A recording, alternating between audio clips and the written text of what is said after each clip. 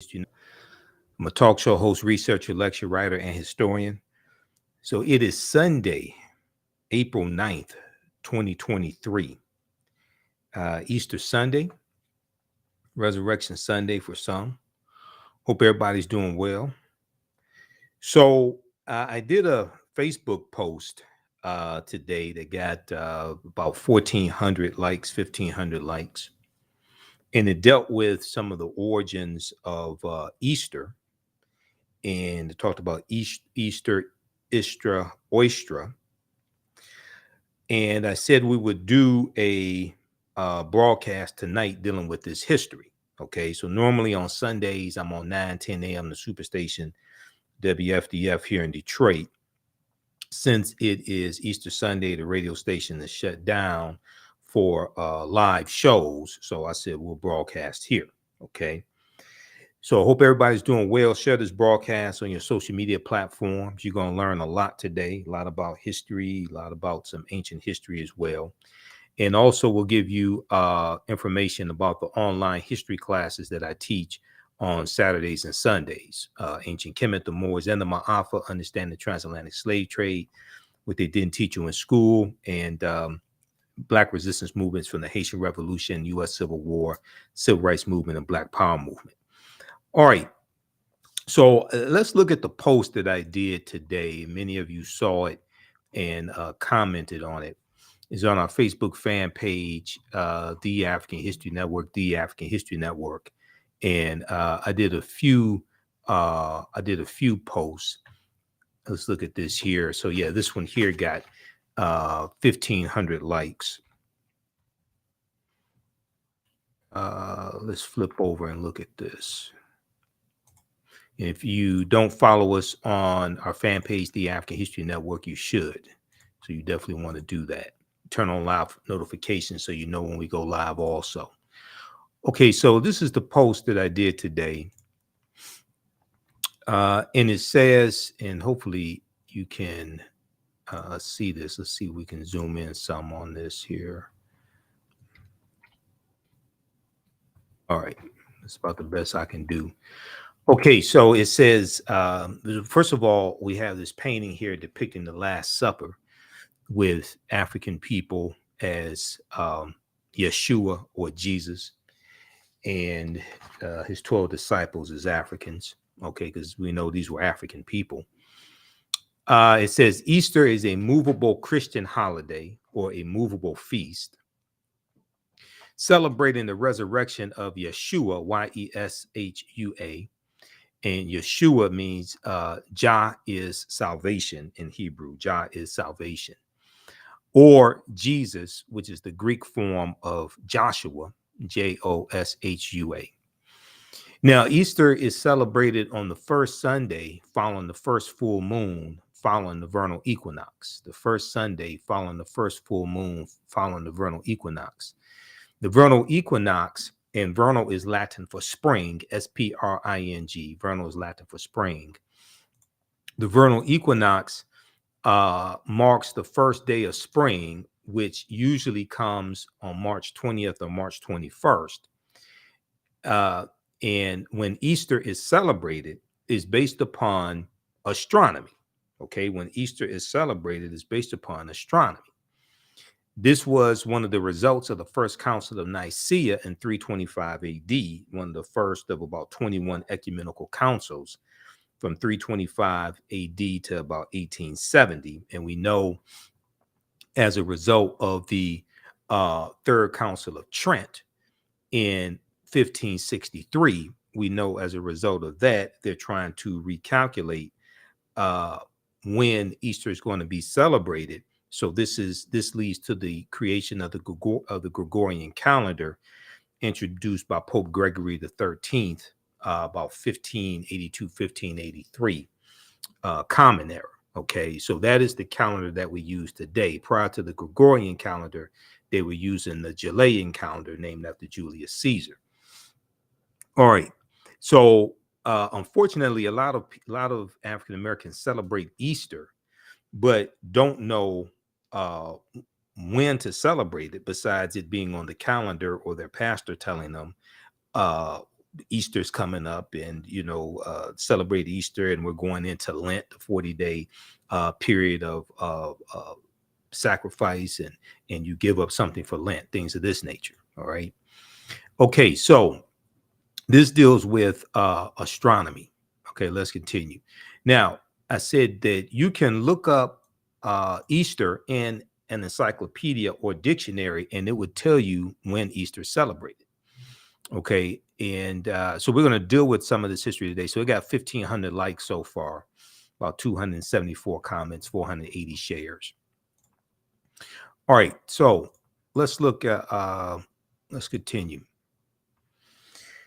Now, whenever I speak about information like this that may be deemed controversial or something like that, I usually do my disclaimer, because I'm not telling people, especially African Americans, not to celebrate Easter. What I'm saying is that we need to know the history of what it is that we're celebrating. Okay, we need to know the history of what it is that we're celebrating. So this presentation is called Easter Origins, Pagan Traditions, Rabbits Laying Chicken Eggs, the Exodus, and Black People.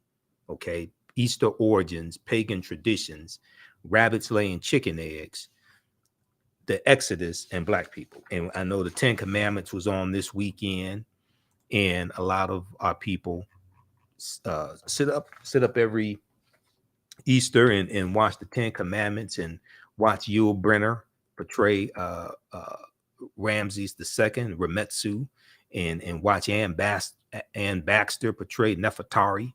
Okay, we'll deal with that later on in the presentation. Okay, so let me flip over here just a second. Okay, so here's my disclaimer.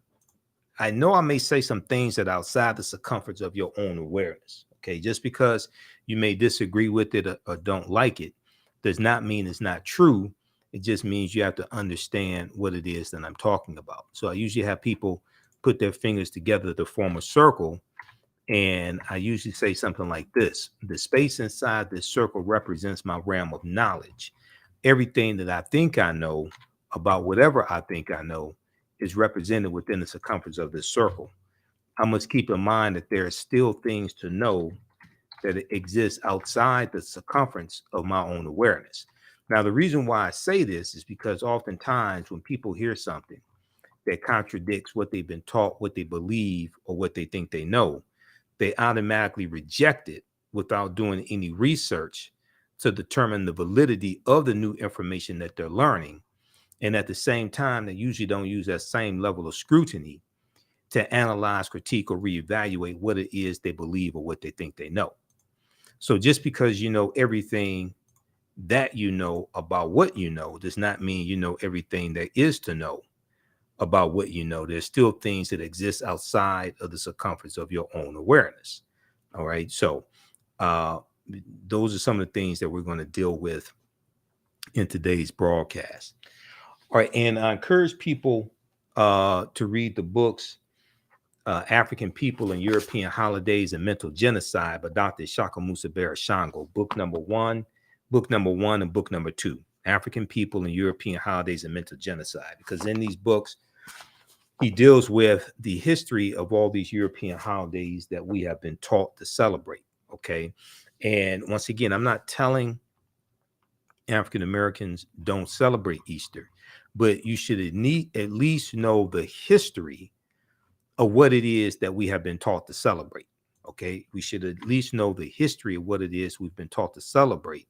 And once you understand the origins of what it is that you've been taught to celebrate, it may, if you decide to continue to celebrate these European holidays, it may change how you decide to participate in it because you have more information. And I've studied the history of all these European holidays. That's why most of them I don't celebrate.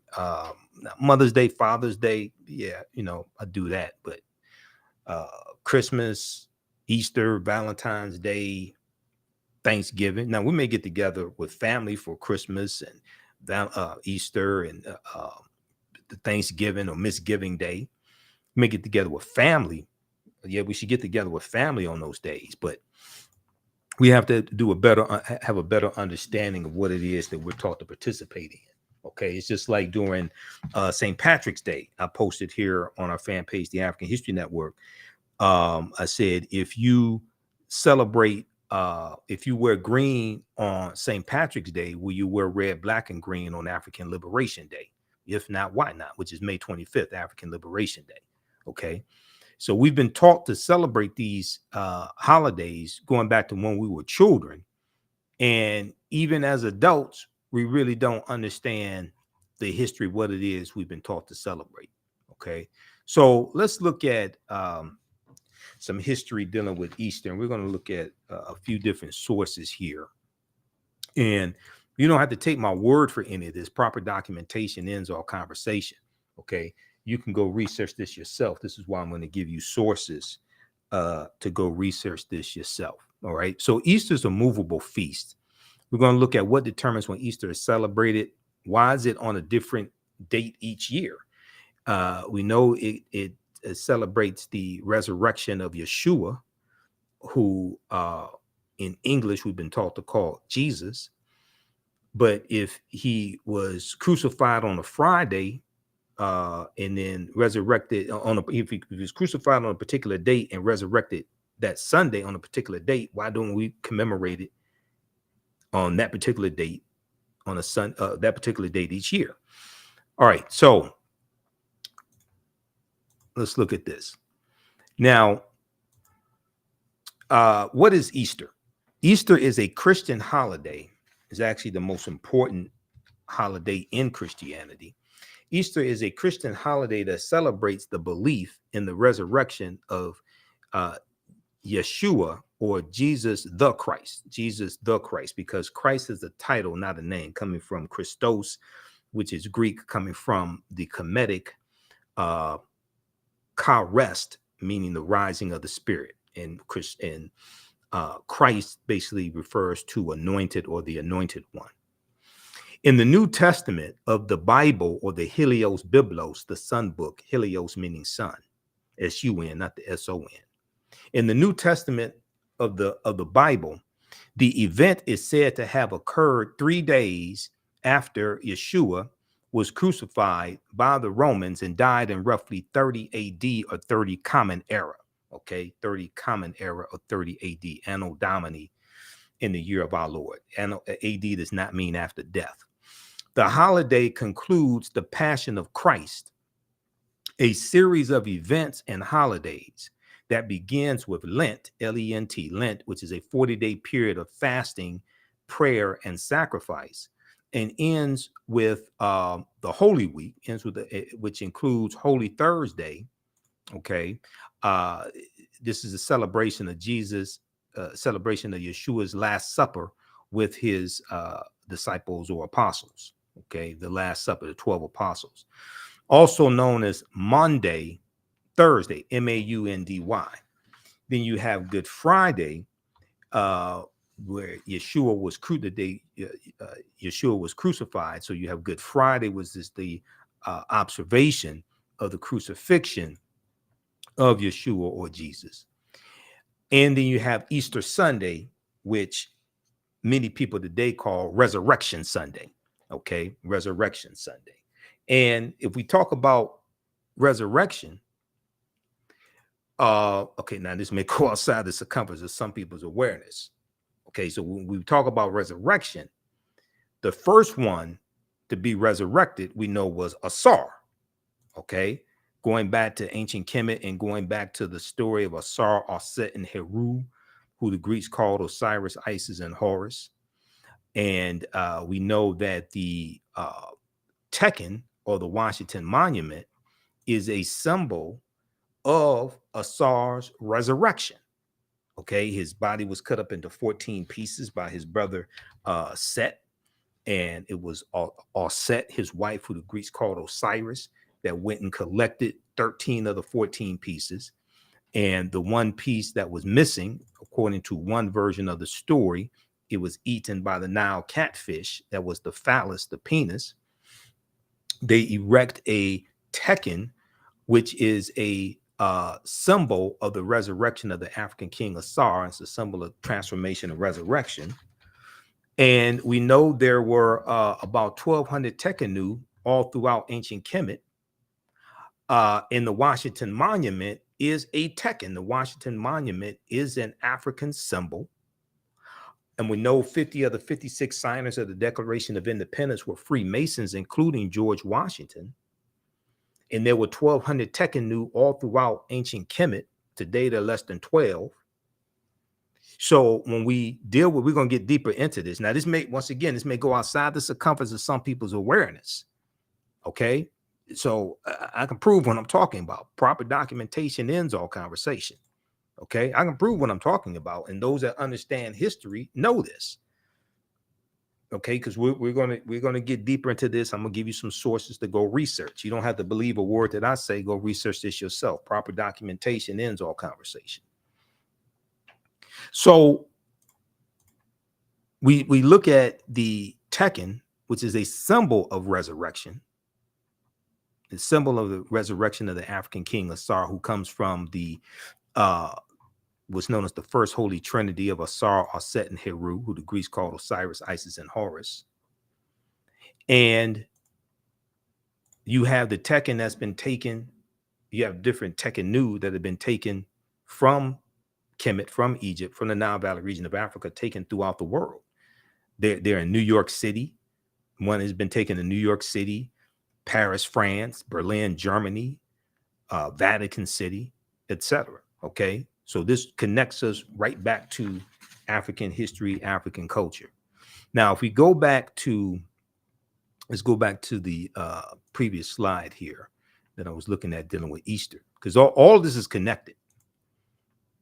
Okay, Easter is connected to Christmas, and then this is connected to ancient Kemet, ancient Egypt, Nile Valley region of Africa. All this history is connected. Let me go back to the Easter slide here just a second. So I'm working between two presentations. All right. Just a second. Let's go back to this. What is Easter?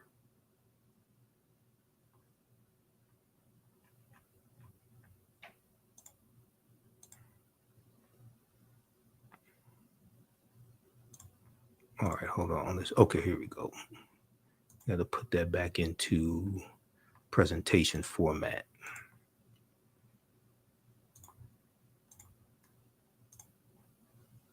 All right.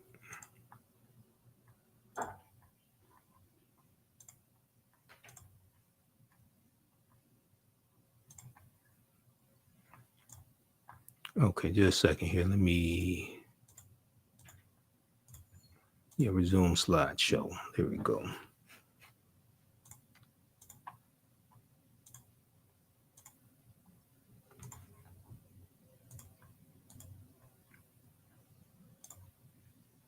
All right, give us a thumbs up, give us a heart, give us a like on this broadcast also. Invite your friends to tune in as well.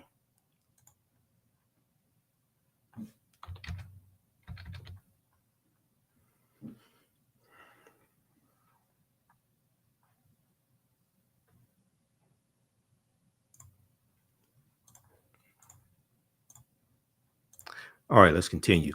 Okay, so I had to close out one PowerPoint presentation. Okay, so Good Friday, on which Yeshua, Jesus, was crucified, is observed in Easter Sunday. Now, although a holiday of high religious significance in the Christian faith, many traditions associated with Easter date back to pre-Christian pagan, or what are called pagan times. Many traditions associated with Easter date back to pre-Christian, or what are referred to as pagan times. We're going to talk about the word pagan because pagan has taken on a very negative connotation when it comes to European anthropology, archaeology, things of this nature. Okay, and in its truest sense, pagan is not something that is negative. Okay, but it has taken on a negative connotation. And for more information, you can check out Easter 2023 at history.com, the official website of the History Channel. They have some good information there.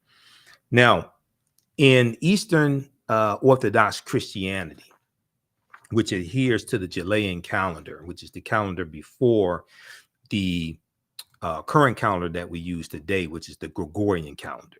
All right. And the Gregorian calendar that we use today is based upon how long it takes the sun to rotate counterclockwise around the earth. Okay. It takes 365 days, 5 hours, 48 minutes, and about 46 seconds. Okay. This gives us our solar year. Then every 4 years, you add a full day, which is known as a leap year. So this is the calendar that we use today, which is the Gregorian calendar, introduced by Pope Gregory the 13th about 1582, 1583. All right, now.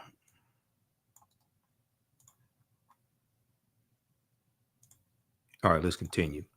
So in Eastern Orthodox Christianity, which adheres to the Julian calendar, Orthodox Easter falls on a Sunday between April 4th and May 8th of each year. April 4th and May 8th of each year.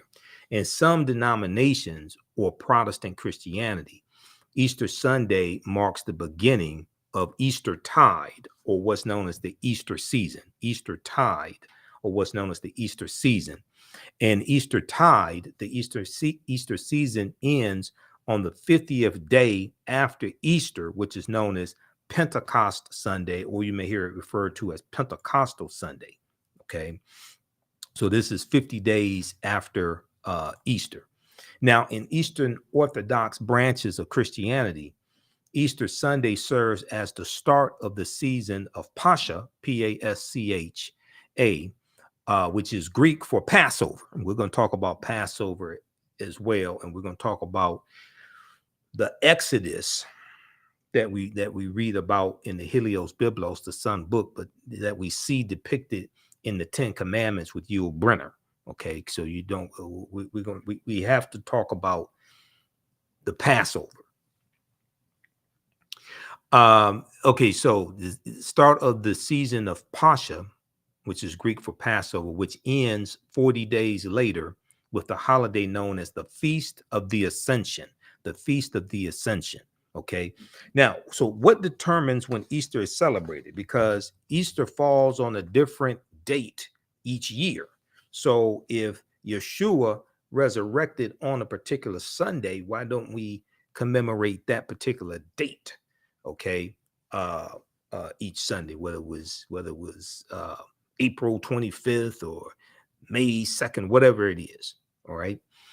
Now, the complicated dating for Easter was set in 325 Common Era AD at the First Council of Nicaea, which scheduled the festival to be celebrated on the first Sunday following the first full moon occurring next after the Vernal Equinox, which falls on about March 20th, March 21st. It can fall early in the morning on March 22nd, but you're dealing with that period of time. However, if the full moon occurs on a Sunday, Easter will be celebrated the following Sunday. Okay, so basically, Easter is celebrated on the first Sunday following the first full moon, following the vernal equinox. All this deals with astronomy. Same thing dealing with Christmas. Okay, nowhere in the, now this may go outside the circumference of some people's awareness. Just because you disagree with it or don't like it does not mean it's not true. It just means you have to do some research to understand what I'm talking about. Nowhere in the biblical text does it state that Jesus the Christ or Yeshua was born on December 25th. Nowhere in the biblical text does it state that. Okay, so the reason why Yeshua's birthday or is celebrated on December 25th is based upon astronomy, and that deals with the winter solstice. All right, we'll come to that in just a minute. Okay, the winter solstice. Make a note of the winter solstice because that deals with astronomy as well. So oftentimes we're taught to do certain things, but we don't know why we're taught to do it. Because if we understood that all this dealt with astronomy, well, we know there was African people who created astronomy, who discovered astronomy. That would cause us to start studying it more. That would cause us to then start tracing all this back to ancient Africa. And then once that happens, it's pretty much game over after that. Once we reclaim our mind, and just as the 13 pieces of Asar's body were put back together and Asar is eventually going to be resurrected, then you start having the resurrection of the African mind once you trace this all back to ancient Africa, before foreigners, fakers, and fools came into the continent of Africa, misinterpreted what we had, stole it, copied it, distorted it, and then misrepresented it to the world like they invented it themselves, then taught it back to us, taught it back to the descendants of African people who don't really have that collective knowledge. So we get a watered down version. Some people may call it bastardized, but we ain't gonna take it there. But we get a watered down version of what our ancestors had and taught, but it comes through the cultural filtration system of Europeans. And Europeans learn less than 10% of what the ancient Africans knew. All right, so the date of Easter can fluctuate between March 22nd and April 25th, because the Western churches, Catholic and Protestant, now follow the Gregorian calendar. The Eastern churches, which follow the unrevised Julian calendar, celebrate Easter and other church holidays on different dates. In the Orthodox churches, Easter marks the beginning of the ecclesiastical year. Okay, now the Gale Encyclopedia, online Gale Encyclopedia, has some good information, and you can access that at encyclopedia.com, because a lot of this information used to be at answers.com, and I printed up, I have like binders full of information I printed up over the years from answers.com. So this is here, like I printed this up April 12th, 2011, and this is from answers.com that doesn't exist anymore. Okay, so I keep all this stuff. People that know me, if you saw The Office, I had thousands of articles printed up here. This is the type of research I do. So encyclopedia.com has this same information that answers.com did. So this comes from the Gale Encyclopedia. This is just one of the numerous sources that I have dealing with the history of Easter. Okay, so you can check that out. But this is at encyclopedia.com now. All right, now let's look at, I mentioned the winter solstice. Okay, we're going to go to that here in just a second with the winter solstice. Also, if you all like this type of information, you can support the African History Network. We're celebrating our 13th year anniversary of me broadcasting the African History Network show. We started March 10th, 2010. And you can support us, $ the AHN show, through Cash App and through PayPal, paypal.me/the AHN show. We also have the information on the homepage of our website, theafricanhistorynetwork.com, theafricanhistorynetwork.com. We have the information there as well. It helps us keep doing the research, stay on the air, keep broadcasting, pay some of the bills, do the research for our Sunday night show as well. And I'm on 9:10 a.m. Superstation WF. Usually they're closed. The station shut down today because of Easter holiday, but we'll be back on the air live on 9:10 WFDF next Sunday. Okay, now I mentioned the winter solstice, right? And I do a 3-hour lecture dealing with ancient Kemet, the winter solstice, and the history of Christmas. All right, so what determines when Christmas is celebrated? Now, I was in, back in 2011, I was in CVS Pharmacy here on Jefferson Avenue in Detroit. I was at CVS Pharmacy, and I was standing in the checkout line, and I see at the checkout counter, I see this book called The Life of Christ, The Life of Christ. And it talks about how his death and rediscovering his life, death, and resurrection, how it changed the world, right? So I go pick it up, and I start looking through it. And I still have it, the original one from what I put it. I still have the original one somewhere here in the office. But I start looking through it, and I come across page 55, right? Page 55. And on page 55, it says this. In Christianity's early years, people debated when Jesus' birth should be celebrated. In Christianity's early years, people debated when Jesus' birth should be celebrated. Some Christians were against observing it at all, as they did not want Jesus compared to Pharaoh.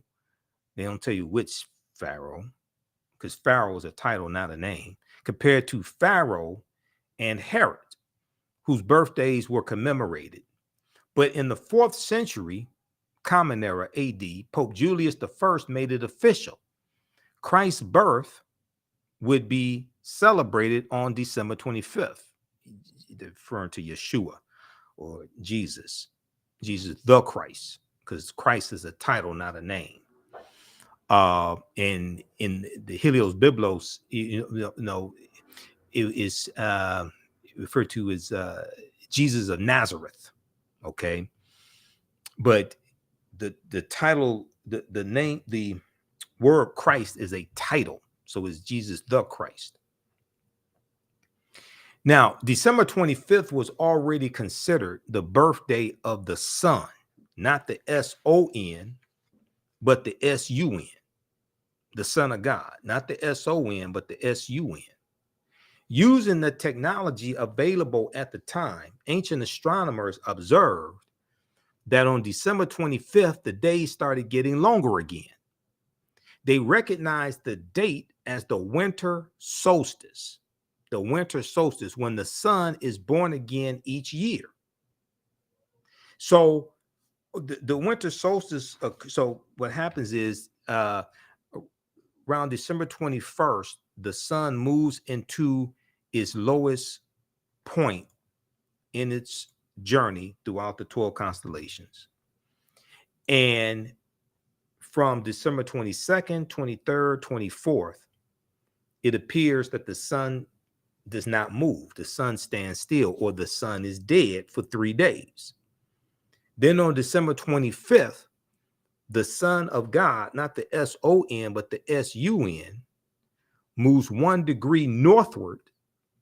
And this is known as the birth date of the Son of God, or the rebirth of the Son. And each subsequent day, starting with December 25th, there's more and more sunlight. There's the duration of sunlight each day increases, starting with December 25th. So December 25th in ancient times, or the equivalent to December 25th on whatever calendar you're looking at, that was looked at as the rebirth of the sun, or the Son of God. Okay. And this is dealing with the winter solstice. This all deals with astronomy. All right. Now, the Romans celebrated the birthday of the god Sol Invictus, S-O-L, that word Sol means sun, S-U-N.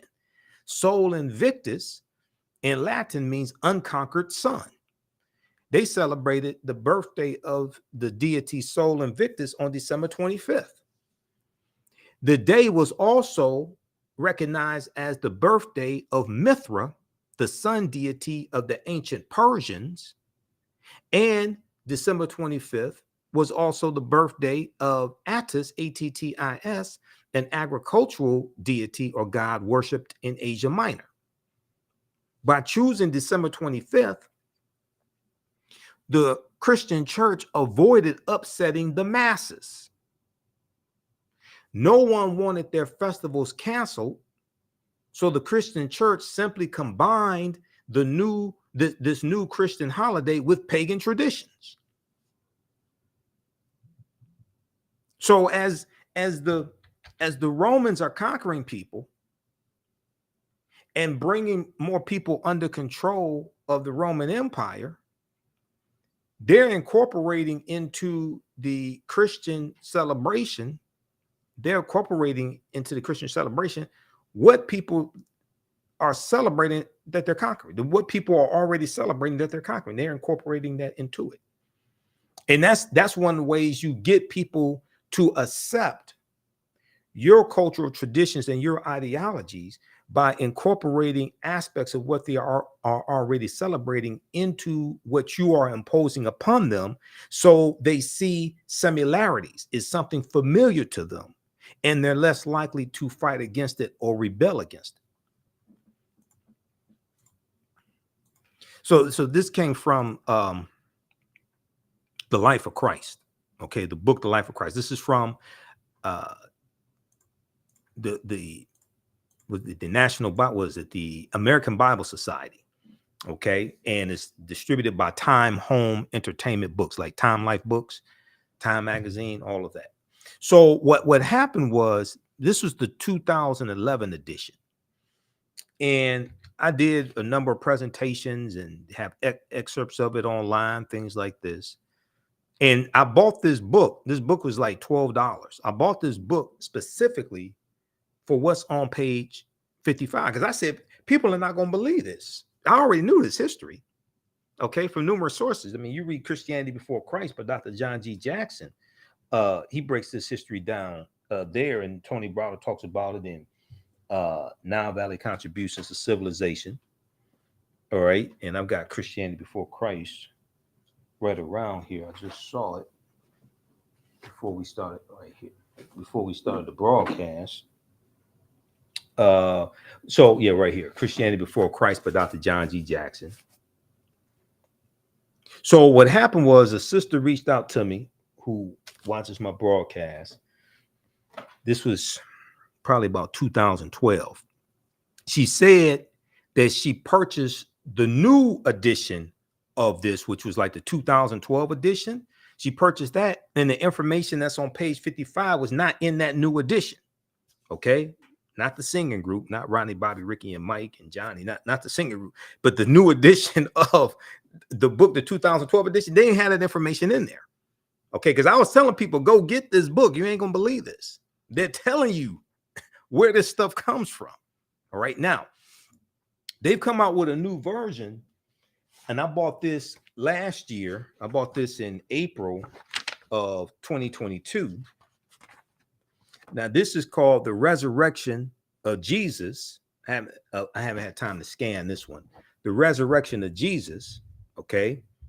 This is about, well, how much I pay for this book? $13, $14, something like this. Yeah, $13.99. Now, in this one, and I got this from CVS also. This is put out by, okay, Centennial Bible, but this is one of those expensive books you see at the checkout stand at CVS. Now, in this one, on page, what page was that? They actually talk about Asar, Aset, and Heru.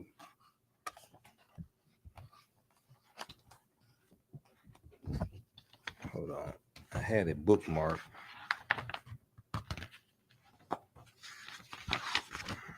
Let me see, I'll find this here.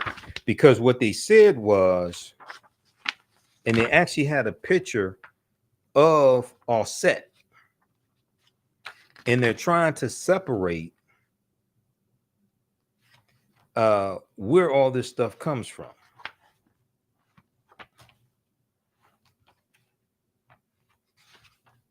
Just say, let me find. Oh, right here. Here we go. So this is on page 67, and this is the 2022 edition. it says pagan mythology and resurrection, the differences.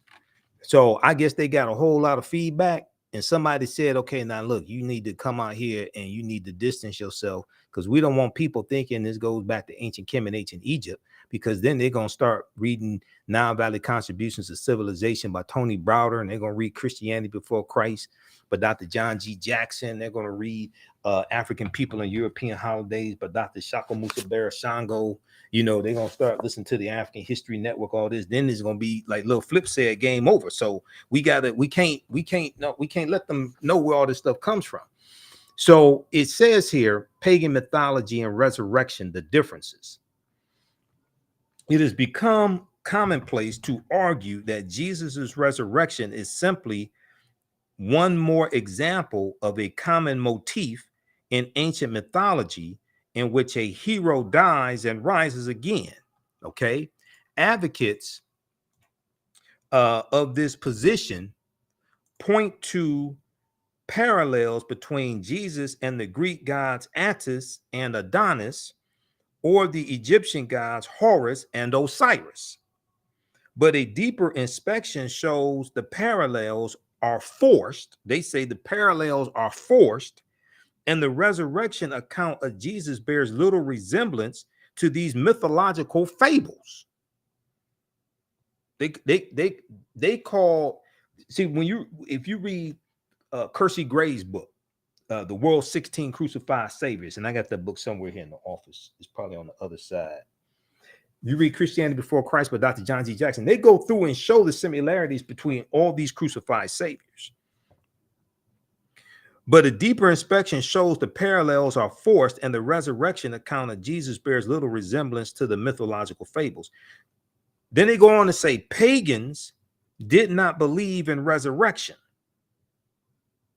One early church father said bodily resurrection, quote unquote, never crossed their mind. I don't know if he did a survey of all the people that they were calling pagans. How did you come to that conclusion? The philosophers on Mars Hill mocked Paul for his view because parallels between common opinion and his simply did not exist. In Egyptian mythology, Osiris never rose from the dead. He ruled the underworld and served as the living king of the dead. The claim that Horus died after a scorpion sting is simply incorrect. He only became ill and was nursed to health by his mother. In Greek mythology, the god Attis was not resurrected. His spirit entered a pine tree, hardly a reasonable parallel. The overwhelming historical evidence for Jesus' resurrection. Now this is going to go outside the circumference of some people's awareness. Now I ain't going to. Okay, how should I say this? Okay, let me just continue. Hold on, let me just continue. Okay, the overwhelming, quote unquote, historical evidence for Jesus's resurrection in terms of eyewitness and firsthand contemporaneous accounts is in a completely different category than the legends and fables of mythology. Okay, now they say in Egyptian mythology, Osiris never rose from the dead. He ruled the underworld and served as the living king of the dead. It is true that he ruled the underworld. But when we go, and let's go to Nile Valley Contributions to Civilization by Tony Browder, okay, to say that Asar, who the Greeks called Osiris, to say that he, actually, let's go to Egypt on the Potomac. Let's go there, Egypt on the Potomac. To say that Asar was not resurrected is incorrect. I don't know what type of research they did on this. They could have called me, but they may be still mad at me because I exposed what was going on with the 2011 edition. Okay. I think they may owe me some money. I don't know how many people went and bought that one because I told them to. So they may owe me something. Let's look at this right here. Let's look at Egypt on the Potomac by Tony Browder. So I teach this. We teach a lot of this in the online history classes that I teach, especially ancient Kemet, the Moors, and the Ma'afa, understanding transatlantic slave trade, what it didn't teach you in school.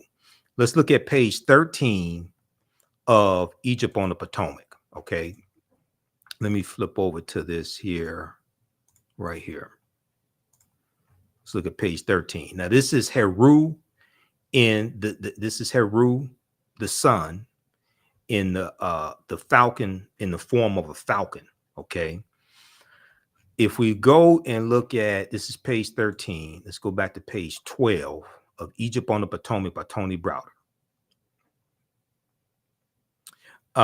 It deals with Asar impregnating, the spirit of Asar impregnating Set after Asar was killed by his brother Set.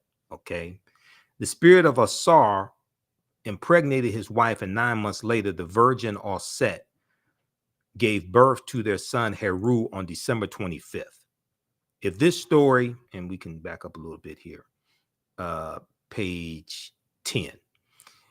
Stories of the first royal family are an integral part of the earliest mythology, history, and theology of ancient Kemet or ancient Egypt. But by every account, Asar was recognized as the founding father of Kemet. He unified the two lands of Upper and Lower Kemet that we'll talk about when we talk about Dahuti in just a minute, and established a central government, page 11, in the city of Menefer, which was renamed Memphis by the Greeks. Asar introduced writing, agriculture, law, and religion to the people of ancient Kemet. Prior to departing on a trade mission to enter Africa, Asar appointed his queen, Set. You may see it spelled A-U-S-E-T or A-S-E-T or A-S-T. Set to rule in his absence. This is who the Greeks called Isis. This infuriated his brother Set, who felt that he should rule in Asar's absence. A rejected and angry Set, the brother, plotted to usurp his brother's rule, Asar. Shortly after returning to Kemet, Asar was assassinated by Set, who not only murdered Asar, but cut up his body into 14 pieces and scattered them throughout the land. So this is like Cain and Abel before Cain and Abel. When Set learned of the murder and dismemberment of her husband, she fled the royal palace and cried a river of tears as she sailed down the Nile in search of Asar's remains.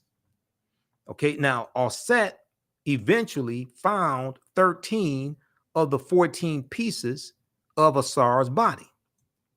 During a period of 10 weeks, Set literally remembered Asar as she found each severed body part. She washed each part of Asar's body, anointed them with oils, and then wrapped the entire body in bandages.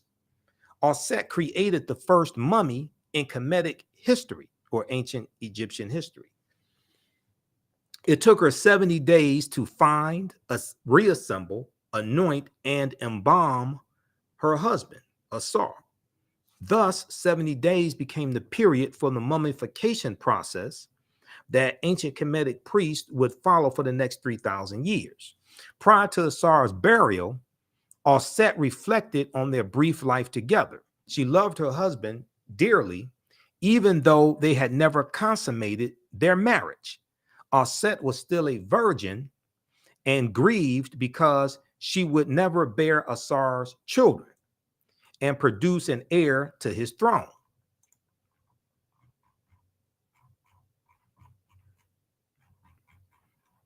All right, let's see here.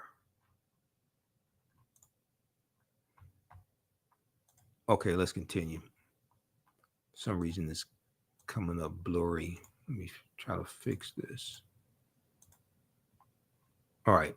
Now, the resurrected, okay, let's see here. Let's back up. Prior to Asar's burial, Aset reflected on a brief life together. She loved her husband.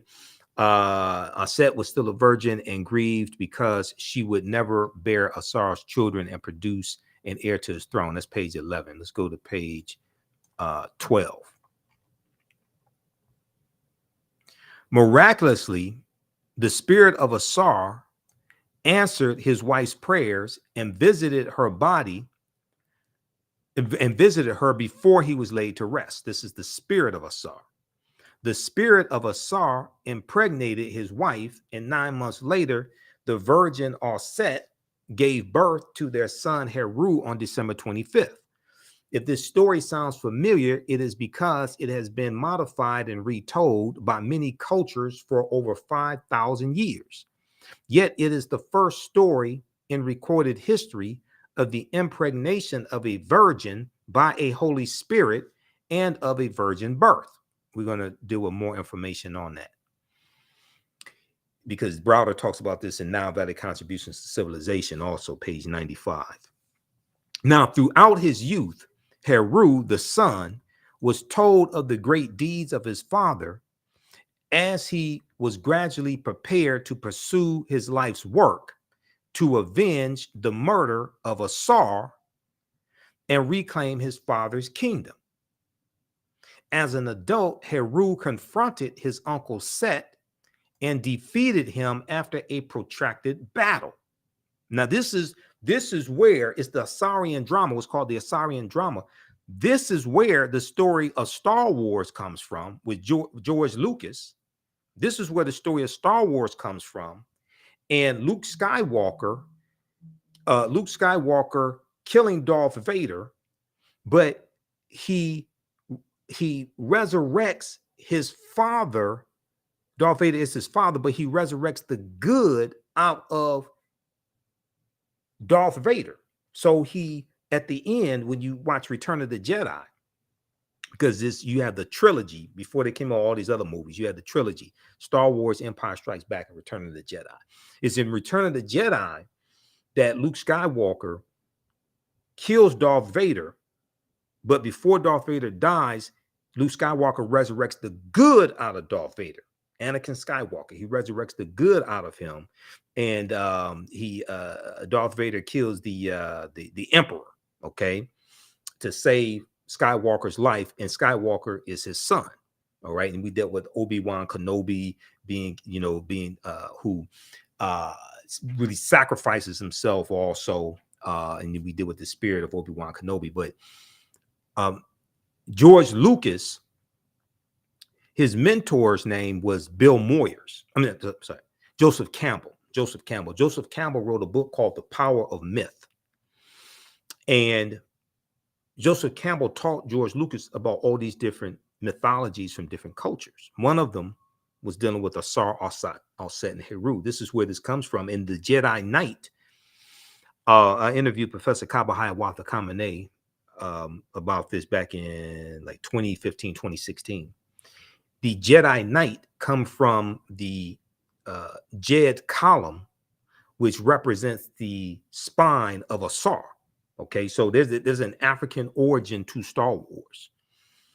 There's an interview that Bill Moyer did with George Lucas that gets into a lot of this and gets into the mythology, things like this. Okay, now let's continue. All right, now, throughout his youth, Heru was told of the deeds of his father.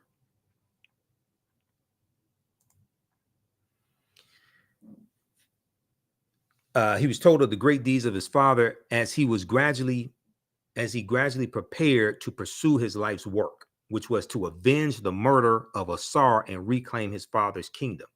As an adult, Heru confronted his uncle Set and defeated him after a protracted battle. According to the ancient myth, after the battle, the victorious Heru was transformed into a falcon and flew into heaven to tell his father of his victory over Set. When Heru returned to Kemet and reclaimed his father's throne, Asar was resurrected. Asar was resurrected. Asar was resurrected, and his spirit ascended to the throne of judgment, where he presided over the souls of the deceased who appeared before him. Okay, he sits on the throne of judgment, and you have the famous scene called the judgment scene. But Asar was resurrected. Okay, this is page 12 of Egypt on the Potomac by Tony Browder. Okay, now in the page 67 of the Resurrection of Christ, the world's greatest hope. Okay, I'm not saying don't buy the book. You can buy the book. I bought it. Okay, so I'm not going to tell you don't buy it, and I bought it. You could, but here on page 67, where they said pagan mythology and resurrection, the differences, they said Asar was not resurrected. That's false. Asar's spirit was resurrected. They said Asar was not resurrected. That's false. And I surmise that they said Asar was not resurrected, because then if you admit that this is an ancient resurrection story before the story of Yeshua was resurrected, then people are going to go and ask their pastor, wait a second, why aren't you teaching us this? They're going to go ask the minister, why aren't you teaching us this? They're going to start doing some research. But if you can throw them off the trail and say, oh, that didn't happen, well, then you can misdirect them. Okay. And I'm not saying don't read the Bible. Yeah, we should read the Helios Biblos. I got one right here. See, I have a study Bible. New King James Study Bible. This was New King James Internet, New King James Study Bible. Okay. New King NKJV, New King James Version Study Bible. The Study Bible has 2,000 pages, and it came with a CD-ROM. So I bought this back in April 5th, 2009. Okay, April 5th, 2009. It came with a CD-ROM also, because this gives a deeper understanding. See, the devotional Bible, my devotional Bible is like 400 pages. The New King James Study Bible, which was $40 back in 2009, I don't know what it is now. It's probably $140, something like that with inflation. I don't know. This is 2,000 pages. It gives you deeper understanding, word definitions. Gives you like geographical understanding, different background. It's a much deeper understanding.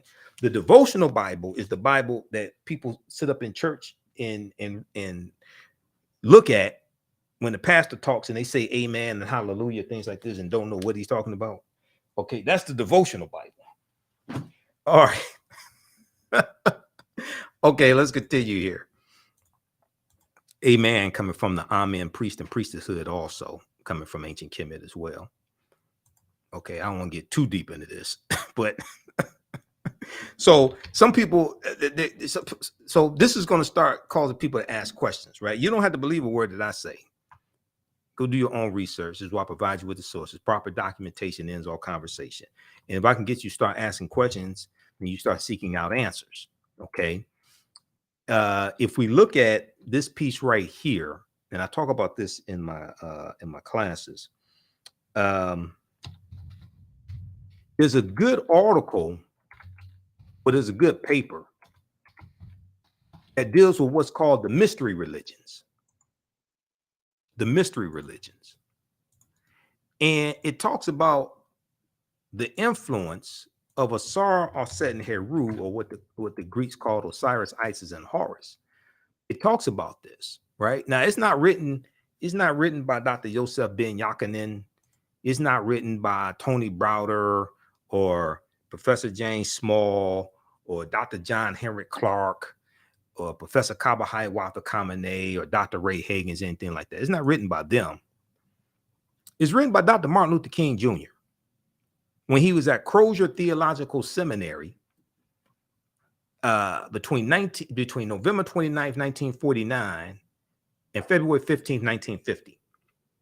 The name of this paper that Dr. Martin Luther King Jr. wrote is called The Influence of the Mystery Religions on Christianity. The Influence of the Mystery Religions on Christianity. Okay, now this is at the Stanford University. This is at Stanford University's Martin Luther King Jr. Research and Education Institute. All right. So long story short, I don't have time to get through the whole paper.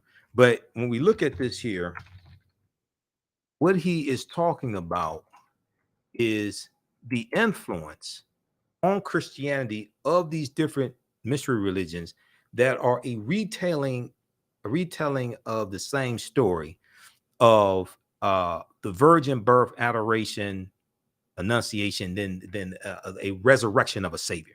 So he talks about the influence of Osiris and Isis. The influence of Osiris and Isis.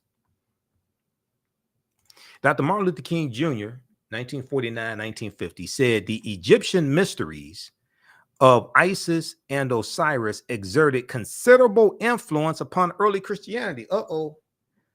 Exerted considerable influence upon early Christianity. He said these two great Egyptian deities who worshipped passed, whose worship passed into Europe, because they were worshipped in Europe also, not just in Kemet, not just in Egypt. They were revered not only in Rome, but in many other centers where Christian communities were growing up. See, this is where you get the worship of the Black Madonna and Child from all throughout Europe, because Europeans were worshiping African people. And the European country that probably has the most statues and paintings, references to the Black Madonna and Child, would probably be France, with about 300 of them. To this day, about 300 of them. Osiris and Isis, so the legend runs, were at one and the same brother and sister, husband and wife, which is true. And they had never consummated their marriage. But Osiris was murdered, his coffin body being thrown into the Nile River. And shortly afterwards, the widowed and exiled Isis gave birth to a son, Horus. This is who the Greeks call Horus, or Heru. Meanwhile, the coffin was washed up on the Syrian coast and became miraculously lodged in the trunk of a tree. This tree afterwards chanced to be cut down and made into a pillar in the palace at Byblos. Now, Byblos is the Phoenician capital at the time, and this was a city known for producing papyrus. And this is the city where the early Christians go to get the papyrus to copy down the stories that they see depicted on the walls of the Amen priest and priestesshood in these temples.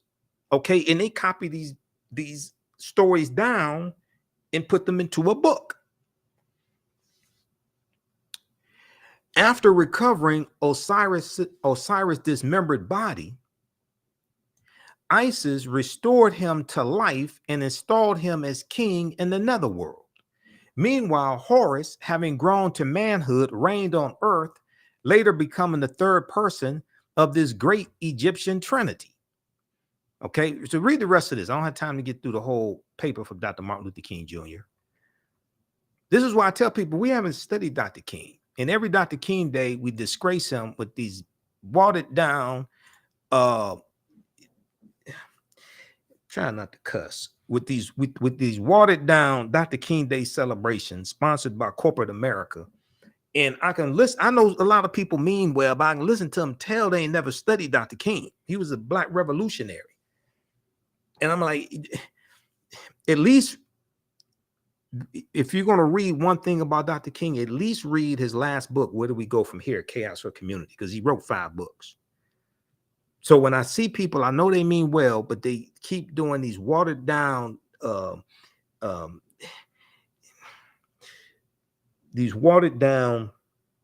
we shall overcome, everybody hold hands, celebrations of Dr. King, and don't deal with the revolutionary Dr. King that called out the American government, that fought against poverty, racism, and the military.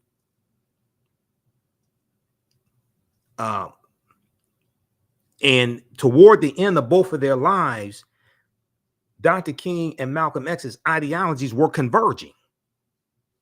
So when you read this book here by James H. Cone, Martin Malcolm in America, a Dream or a Nightmare. He goes through and shows you passages from their speeches and interviews, things like this, toward the end of both of their lives. Their ideologies were converging. And Malcolm, when Malcolm leaves the Nation of Islam, he officially separates March 8th, 1964. And then March 26, 1964, Malcolm meets Dr. King at the U.S. Senate debate for the Civil Rights Act of 1964. And they just meet for a couple minutes. Malcolm tells Dr. King, I'm throwing all of my heart into the effort of the civil rights movement, because Malcolm joins the civil rights movement when he leaves the Nation of Islam. And one of the themes of the ballot or the bullet that he delivered at least 3 times that I know of, March 29th, 1964 in Washington Heights, New York, April 3rd, 1964 at Corey Methodist Church in Cleveland, Ohio, and April 4th, 1964 at the historic King Solomon Baptist Church here in Detroit. One of the themes of the ballot or the bullet was interjecting Black nationalism into the civil rights movement.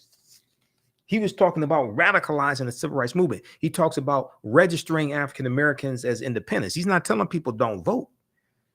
He's saying push to get something tangible for your vote, but he's talking about registering African Americans as independents.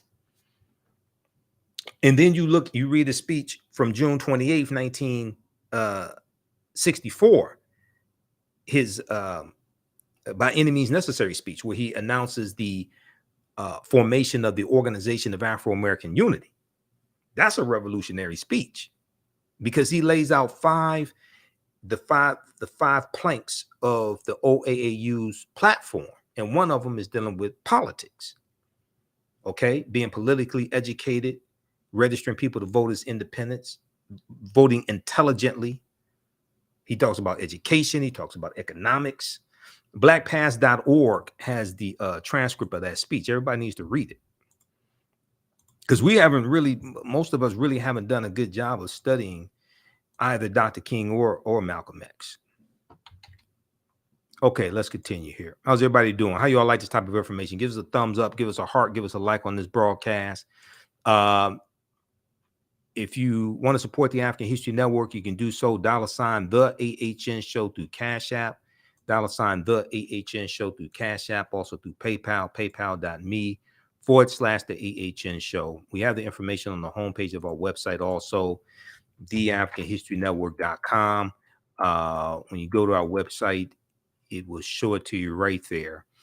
And also we have the information for the online history classes that I teach. So if you think this type of information is powerful, really good, the 12-week online history classes I teach is even deeper. They're even deeper.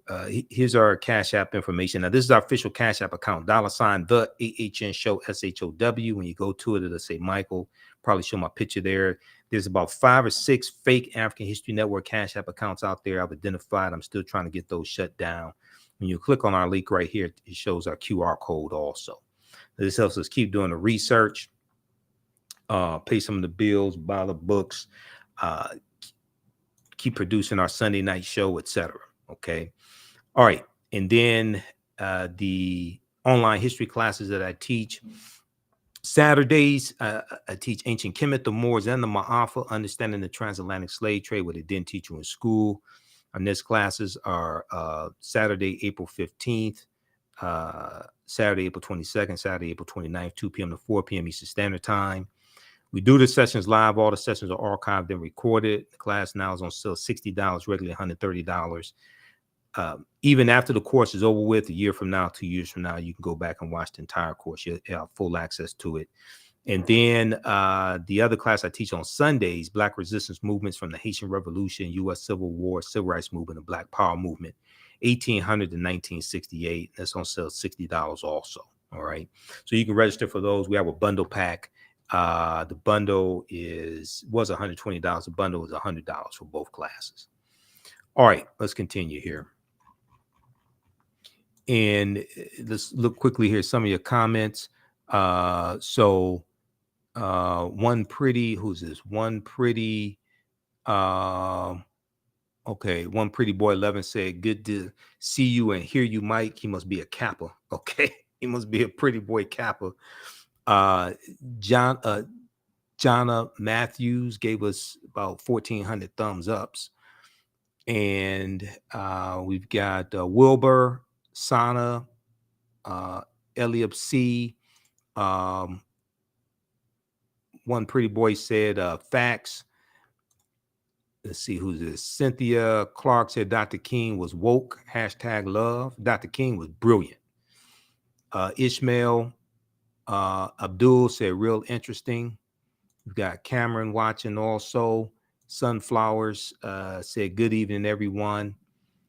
And Rachel W said Rachel from Detroit, Michigan, sending love to all. Okay. All right, let's continue.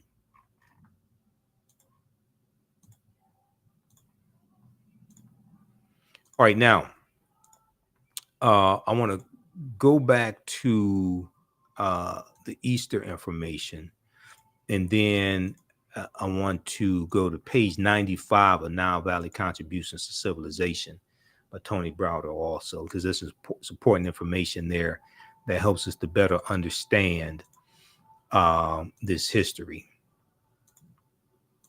All right, let's see here. All right. Okay, there we go. I had to put this back in presentation mode.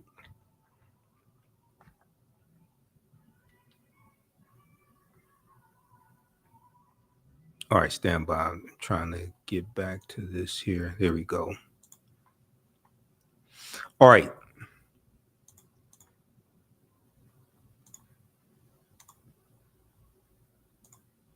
Let's see where we left off. Okay, so where does the name Easter come from?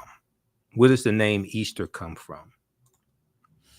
Saint Bede, also known as the Venerable Bede, B-E-D-E, he was the 8th century author of Historia Ecclesiastica Gentis Anglorum, ecclesiastical history of the English people.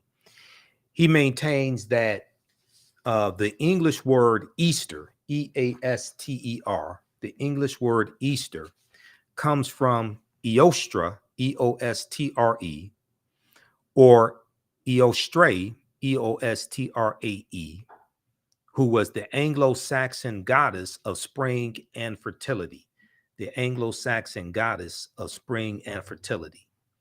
Now, other historians maintain that the word Easter derives from in albis, A-L-B-I-S, a Latin phrase that's plural for alba, A-L-B-A, or dawn, D-A-W-N. And they say that they believe that those alba in albis became Eostarum, E-O-S-T-A-R-U-M, in Old High German. And Old High German is a precursor to the English language today.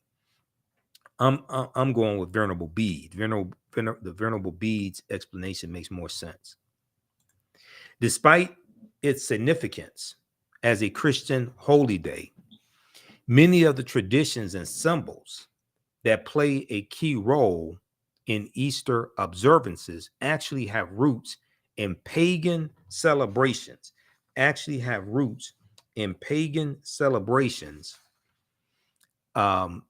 and observances, particularly the pagan goddess Eostre, E-O-S-T-R-E, and in the Jewish holiday Passover.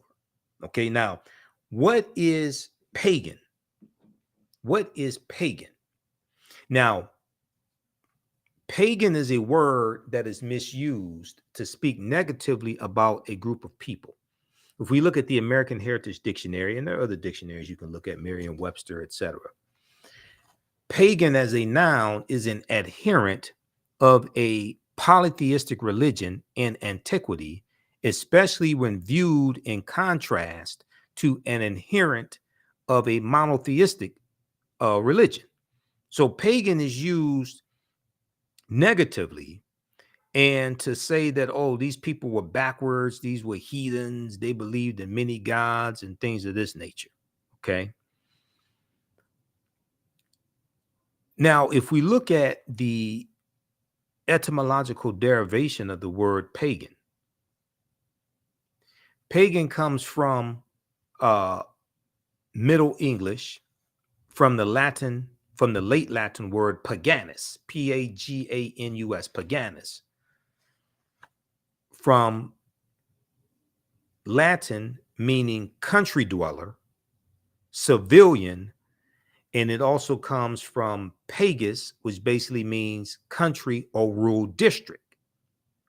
So basically, pagan historically referred to somebody who was a country dweller, somebody who lived in the country, they lived in a rural district, and they were looked at as being, backwards or something like that. Just like today we may look at some people in the South as being backwards, or something like that. They may still make moonshine or something.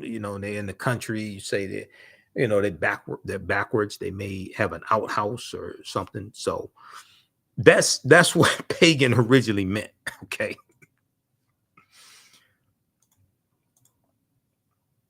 So you can check out the American Heritage Dictionary or Merriam-Webster or others to get a better understanding of pagan. Now, like many other Christian feasts, the celebration of Easter contains a number of originally pagan or folk religious elements tolerated by the Christian church. Among these are customs associated with the Easter egg. Among these are customs associated with the Easter egg. Easter breads and other special holiday foods, and the European concept of the Easter hare, or in America, the Easter rabbit. Okay, all these are traditions from other cultures.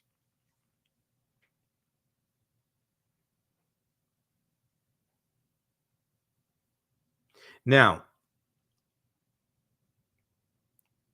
Easter breads and other special holiday foods, and the European concept of the Easter hare, or in America, the Easter rabbit, which brings baskets of candles and colored eggs during the night. Now, somebody will probably ask the question, well, why do rabbits lay chicken eggs? Why do rabbits lay chicken eggs? What does this have to do with Easter? Okay, and that would be a very good question. Let's look at this. Now, the pagan roots of Easter involve the spring festivals of pre-Christian Europe and the Near East, which celebrate the rebirth of vegetation, welcoming the growing light as the sun becomes more powerful in its course towards summer. So you're dealing with astronomy once again, because that is the summer solstice, which falls on June 20th or 21st, right around there, the summer solstice, which marks the first day of summer. Now, it is significant that in England and Germany, the church accepted the name of the pagan goddess Easter, Eastr. In the Anglo-Saxon name is Eostra, Eostra, I should say, Eostra, Eostra. Her name has several meanings, and they accepted her name for this new Christian holiday. In Mediterranean Europe, Italy, Spain, and France, Christianity adopted Pascha, Pascha, a word derivative of Passover, from which comes the adjective paschal for things pertaining to Easter, such as the paschal lamb. Okay, and paschal is Greek. Okay, Pascha is Greek for Passover. All right, now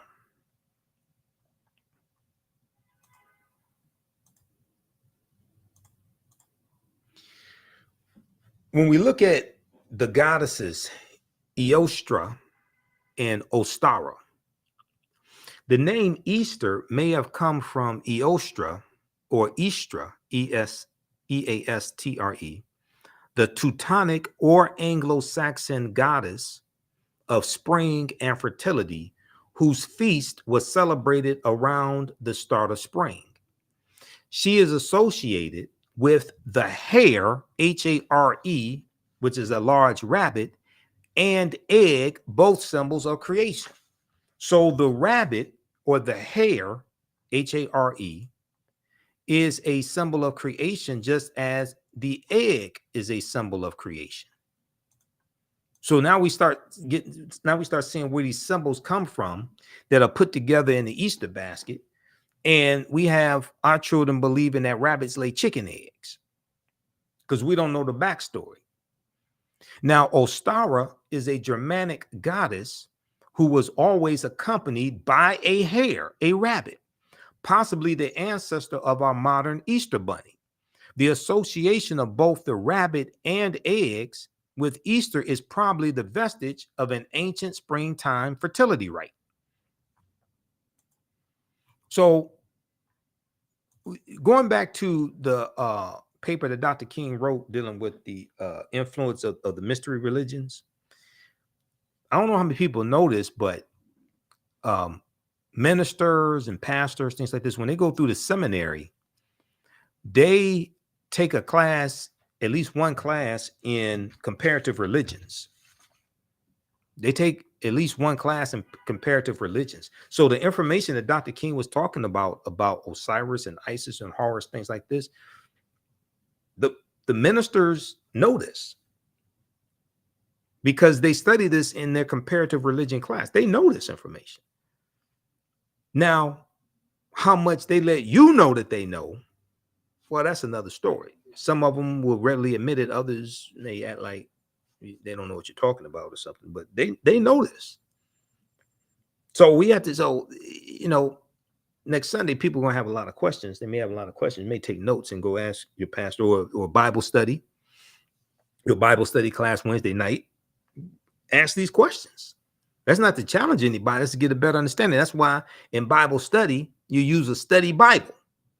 Okay, use a study Bible, not a devotional Bible in Bible study class, because it's designed to gain a deeper understanding, not to memorize passages, but to gain a deeper understanding. And if you take the stories of the Helios Biblos and trace them back, a lot of these stories trace back to ancient Kemet, ancient Egypt, trace back to Sumer, different Mesopotamia, different things of this nature. It'll reconnect African people to who we are. All right, now Fat Tuesday. We hear about Fat Tuesday, right? What is Fat Tuesday? Or Mardi Gras, okay? It's an occasion of great festivity and merrymaking. Let's see. Shrove Tuesday celebrated as a holiday in many places with carnivals, masquerade balls, and parades of costume merrymakers. And it comes from the Mardi Gras comes from the French mardi, meaning Tuesday, plus gras, meaning fat, from the feasting on Mardi Gras before the Lenten fasting season. Okay, now I want to go to, let's look at this here.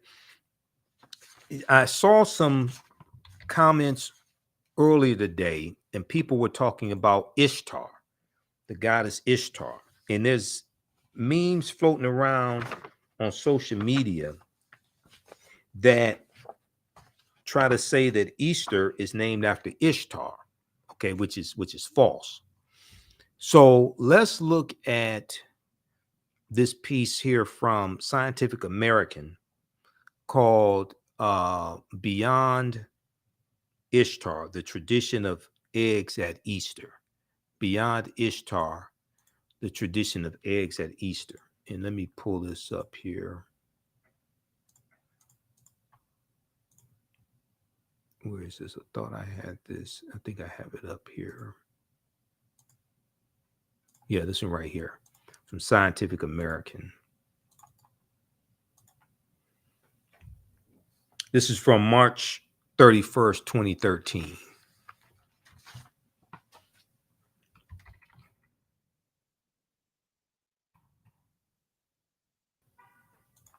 All right, let's flip over to this. Everybody give us a thumbs up, give us a heart, give us a like on this broadcast. Share this broadcast on your social media platforms. Invite your friends to tune in. Tell them to ask, tell them to post their questions, take notes. Okay, so this article is by Cristo da Costa, March 31st, 2013. Beyond Ishtar, tradition of eggs at Easter. And in the article on page 2, bottom of page 2. So she says that there is a meme floating around Facebook that some people have rallied around and are sharing as truth of Easter. It proclaims Easter was originally the celebration of Ishtar, Ishtar, the Assyrian and Babylonian goddess of fertility and sex. Her symbols, like the egg and bunny, were and still are fertility and sex symbols. Or did you actually think eggs and bunnies had anything to do with the resurrection? After Constantine decided to Christianize the empire, Easter was changed to represent Jesus, but at its roots, Easter, which is how you pronounce Ishtar, is all about celebrating fertility and sex. So this is like misinformation floating around on Facebook and probably other social media platforms. So it goes on to say, clearly we all know that Facebook memes are the ultimate source of information, particularly when they make a biting point about something or some group that is not particularly favorably viewed. But it is well known that under the Roman Empire, Christianity did indeed adopt the pagan tradition, pagan rituals of conquered peoples, as we already talked about, in an effort to help convert them.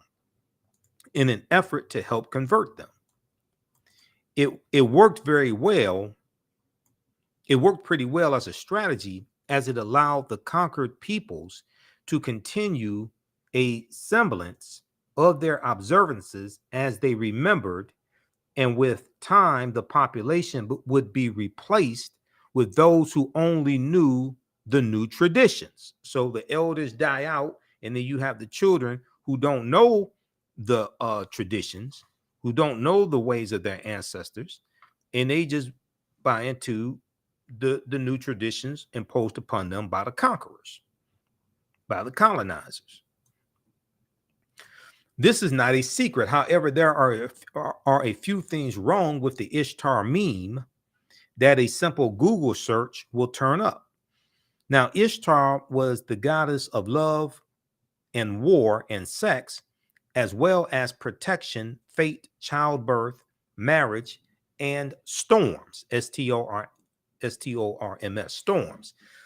There's some fertility in there, but as with Aphrodite, there is also an element of power. Her cult practiced sacred prostitution. Where women waited at a temple and had sex with a stranger in exchange for a divine blessing and money to feed hungry children or pay a debt. Ishtar's symbols were the lion, the morning star, and 8 or 16 pointed stars, again symbols of power. The word Easter does not appear to be derived from Ishtar, but from the German Eostre, E-O-S-T-R-E, the goddess of dawn, D-A-W-N, and a bringer of light. English and German are in the minority languages that use a form of the word Easter to mark the holiday. Elsewhere, the observances is framed in Latin Pascha, which in turn is derived from the Hebrew Pesach, P-E-S-A-A-C-H, meaning or associated with Passover.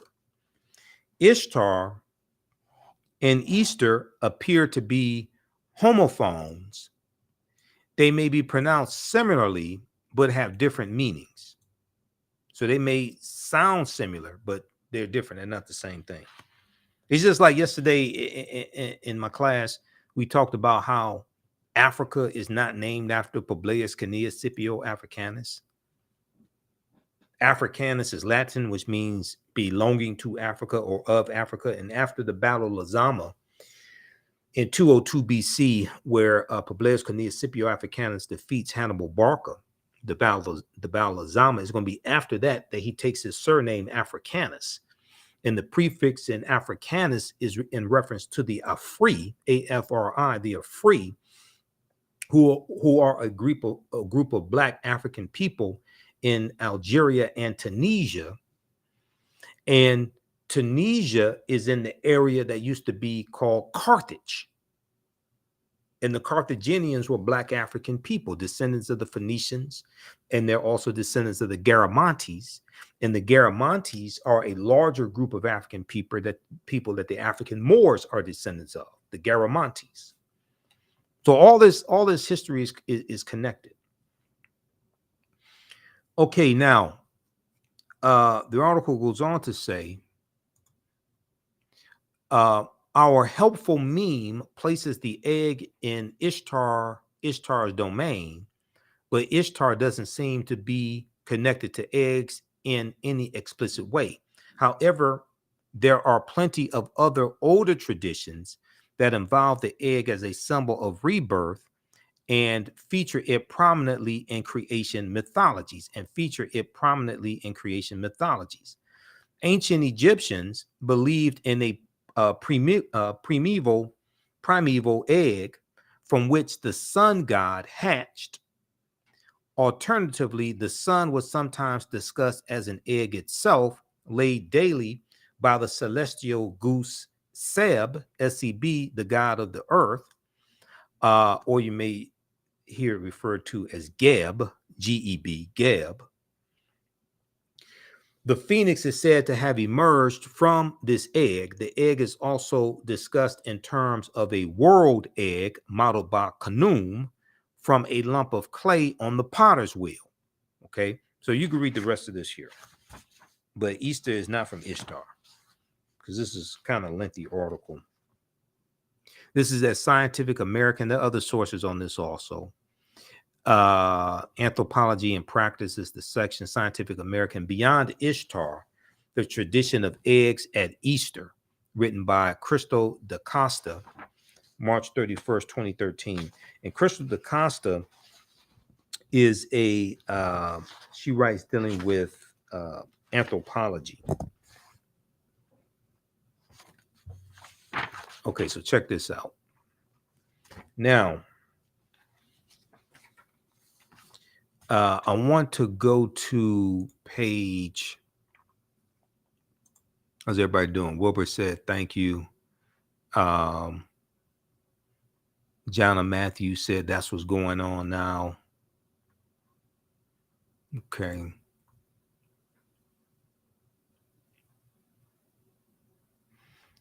All right. Let's continue here. I want to go to page 95 of Nile Valley Contributions to Civilization by Tony Browder.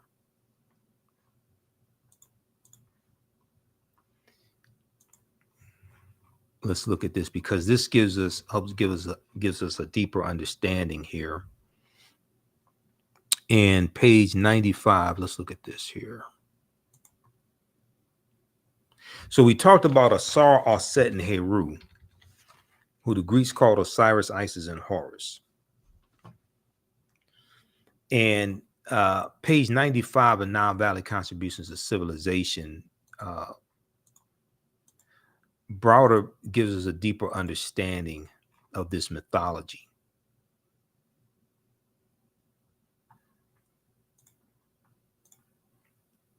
And he said, do I have the zoom in? Did I zoom in on this? What did I? Okay. He says that the story, so if you have the book at home, Nile Valley Contributions to Civilization by Tony Browder, you can pull the book out. This book right here. This is one of the books we use in my 12-week online course also. You don't have to buy any of the books to follow along in the class. We do we show you excerpts of the book on the screen, but if you have it, you can use it. Okay, so page 95, Browder says, the story of Asar, Set, and Heru is the first story in the recorded history of man of a holy royal family, the Trinity, immaculate conception, virgin birth, and resurrection. Evidence of this Trinity is known to have existed in ancient Nubia or Ta-Nehesi, which is the mother of ancient Kemet, as late as 3300 BCE, as late as 3300 BCE, before the Common Era or BC. Carved on the walls of the Temple of Luxor, circa 1380 BCE, before the Common Era or BC, are scenes that depict the following. Scenes that depict the following. Number one, the bottom, panel number one at the bottom, my left. The Annunciation, the Neter Dehuti, who the Greeks called Thoth, is shown announcing to the virgin Set the coming birth of their son Heru, or who the Greeks called Horus, as Dr. Martin Luther King Jr. explained in his book dealing with the influence of the mystery religions on Christianity. Now, so this is the Annunciation. We've all heard of the Annunciation. The second panel depicts the Immaculate Conception. The Immaculate Conception. The Neter, Neph, K-N-E-P-H, who represents the Holy Ghost, and the Neter Het Heru, who the Greeks called Hathor, are shown symbolically impregnating Set or Isis by holding the Ankh, which is the symbol of life, or the African symbol of eternal life, holding Ankhs to the nostrils of the Virgin Mother to be Set. This is the Immaculate Conception. Number three, the third panel at the top, you see the virgin birth. Set is shown on the birthing stool, and the newborn child is attended by midwives, the birthing stool, because we had enough sense to know that it made more sense for the woman to sit on the birthing stool, let gravity take its course, than just to lay on your back and try to push the baby out. Okay, so they're depicting the birthing stool and attended by midwives. Number four, the adoration. The newborn Heru is portrayed receiving gifts from the three kings or magi, okay, as described in Malachi chapter 10, the book of Malachi, but it doesn't say how many. It just says wise men. They're just referred to as wise men or kings, things like this. It doesn't say how many. While being adored by a host of gods and men. Now, saying the three wise men, three comes from the three stars in Orion's belt. Okay, the constellation of Orion the Hunter. And I have that here. Okay. The constellation of Orion the Hunter. The three stars in Orion's belt, and we know that the star Sirius rises around December 25th. The star Sirius rises to be in line with the three stars in Orion's belt, and they're going to point towards the sun also. The star Sirius, the constellation of Orion the Hunter in ancient times was the constellation of Asar.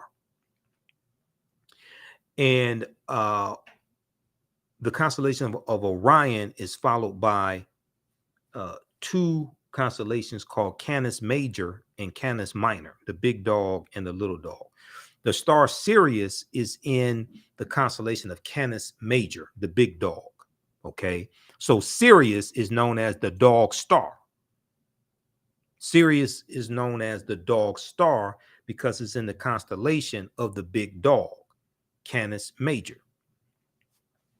When we look at the old logo of the satellite radio company Sirius, Sirius, Sirius, the logo was a dog with a star over its head, or a star on its head, which comes from the star Sirius, the dog star that's in the constellation of Canis Major, the big dog. Then you get into Dogon mythology. The Dogon talk about their from the star Sirius, things like this. When you study their mythology, the Dogon of Mali and Burkina Faso. Okay, I told you all this is connected together. Okay, all this history and culture, astronomy, all this is connected together. This is why we have to reclaim African history, reclaim our minds, take our minds back, and we don't ask permission to take our minds back. Okay, Bantu Stephen Biko said the most potent weapon in the hands of the oppressor is the mind of the oppressed. The most potent weapon in the hands of the oppressor is the mind of the oppressed. So we have to take our minds back, and we don't ask permission to do that. If we look at this article here from face-to-faceafrica.com, which has a fantastic articles. You see, we post a lot of articles on face-to-faceafrica.com. This article here is about the Dogon. And the Dogon originally come from ancient Kemet, ancient Egypt. They have a superior understanding of astronomy. And the Dogon are going to leave Kemet, probably going back to around 400 BC or so, because of invasions coming in. And they're going to leave Kemet, going to Central Africa, and going to the Mali and Burkina Faso areas in West Africa. The Dogon tribe of Mali discovered this invisible star centuries before Galileo invented the telescope. This is from June 26, 2019, by Ni Ashile, Ashile, Ashiley.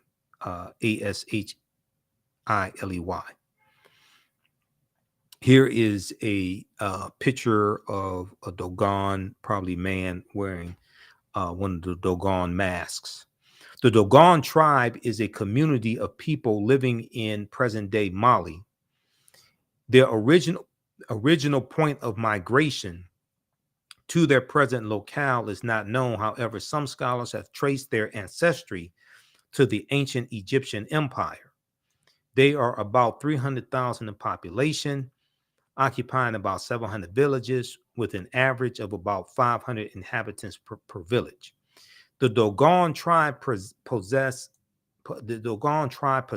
a rich oral history and knowledge of astronomy. A rich oral history and knowledge of astronomy, and this dates as far back as 3200 BC. As far back as 3200 BC. According to the oral tradition of the Dogon tribe, the star named Sirius A, the brightest star in the night sky with a bluish tinge, Sirius A, has an invisible companion star scientists have named Sirius B. So the Sirius A and Sirius B star system. Sirius A is in the constellation of Canis Major, the big dog, Sirius A. This companion star is not only invisible to the naked eye, but also completes a trip around Sirius A every 50 years. Okay, they show Sirius A, Sirius B, and you see Sirius B is much smaller. Okay, now the Dogon have had knowledge of Sirius A and Sirius B going back thousands of years. Now, knowledge of the presence of Sirius B as an invisible companion star to Sirius A and its orbit has been with the Dogon tribe for long, and it has been incorporated into their oral literature as well as customs and ceremonial rituals since the days of antiquity, long before Galileo is reported to have invented the telescope in 1609. Sirius B, the invisible companion star of Sirius A, remained unseen until a large telescope was used to photograph it in 1970. Okay, so European astronomers basically didn't know about Sirius B until like 1970. But even before the invisible star was captured in the night sky by the telescope, Marcel Griaule and Germain Dieterlen, two French scientists, are reported to have recorded information on the presence of Sirius B in the sky from four different Dogon priests, okay? So they're getting this information from the Dogon, who already know about this. According to a Dogon oral tradition, a race of beings from the sky named Nomos gifted them with the knowledge of Sirius B. The Nomos, according to the oral tradition, looked like amphibians.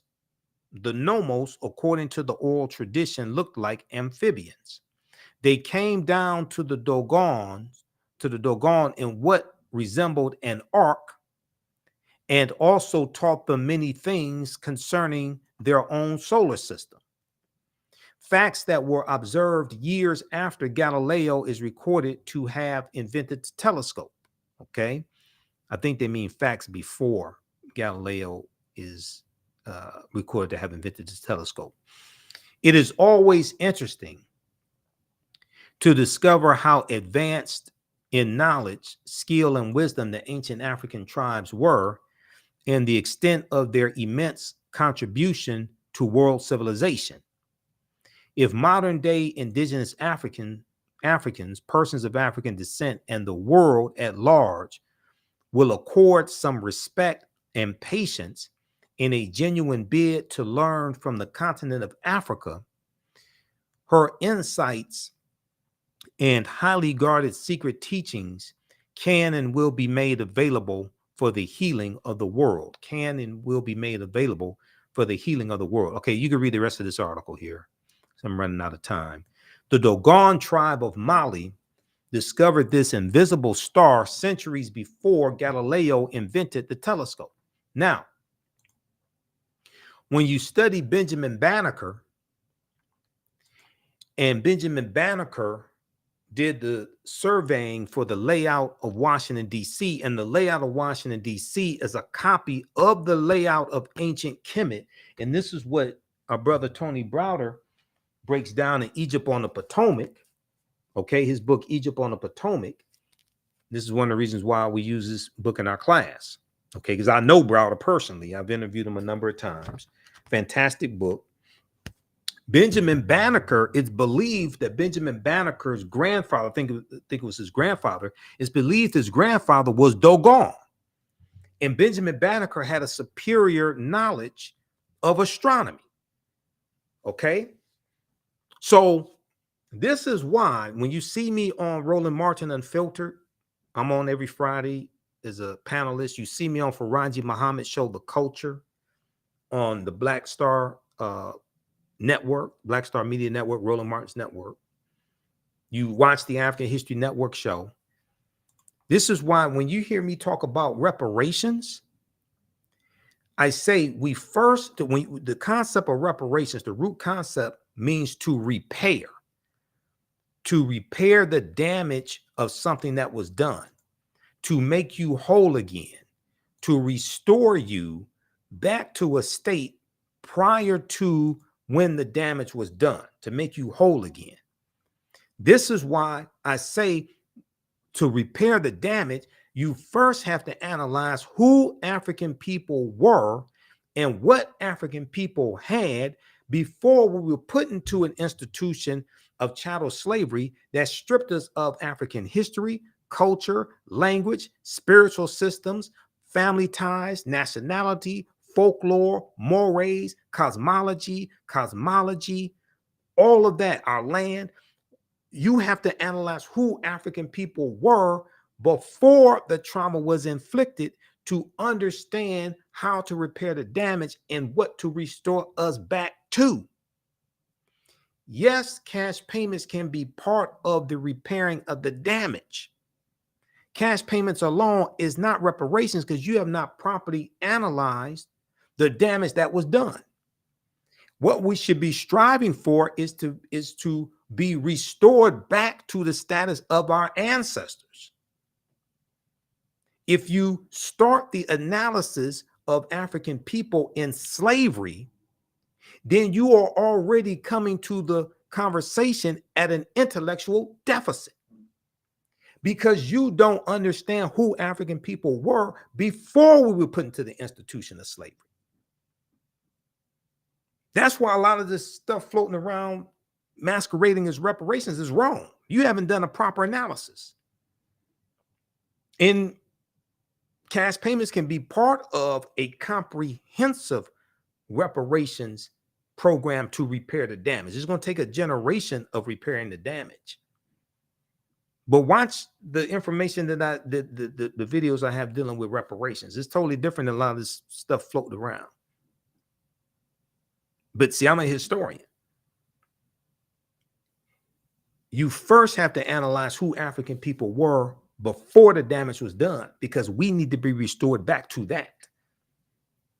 Not think that you are repairing the damage because we get a check of whatever amount, however many zeros you want to put in it, because our ancestors worked for 246 years for free. That's not repairing the damage because you haven't assessed what the damage was. Then you have to understand the laws and policies that were put in place after slavery ended that bring us right to where we are today, that has maldistributed wealth, power, and resources into the hands of Europeans, because you have to change those laws and policies that continue to inflict the harm. Just giving a check don't address the laws and policies that have continued to inflict the harm and have done so for the past 158 years. All right, let's continue. This is not a broadcast about reparations. But once again, like I said, all this is connected. Okay, now let me try to hurry up and finish this. Let's look at page 95.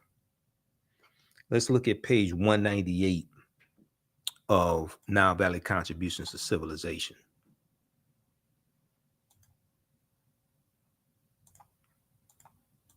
Because page 98 deals with, let me see, let's go to this. I want to go to, no, I want page 168, I should say. Page 168 deals with, that's 95. This is 168 right here. This deals with understanding how ancient Kemetic deities influenced the deities of the Greeks and the Romans. And it talks about Dahuti, who we just saw on page 95, who delivered the Annunciation to Auset, that she was going to give birth to Heru. Okay, so we see Dahuti here, the ibis-headed netter, who carries two staffs. And if we look at this here, okay, Dahuti, the netter of science, writing, measurement, divine articulation of speech, and medicine, holds in his hands two staffs with entwined snakes. Okay, two staffs with entwined snakes. Each staff has a snake wrapped around it. One serpent wears the crown of Upper Kemet, Upper Egypt, and the other wears the crown of Lower Kemet, Lower Egypt. Tahuti was referred to as Thoth by the Greeks. Now, the second deity is Hermes amongst the Greeks. Hermes was the Greek equivalent of Tahuti, who is shown carrying a staff which has two entwined snakes, a staff which has two entwined snakes. It was called the staff of Hermes, Hermes, Hermes. In Greek mythology,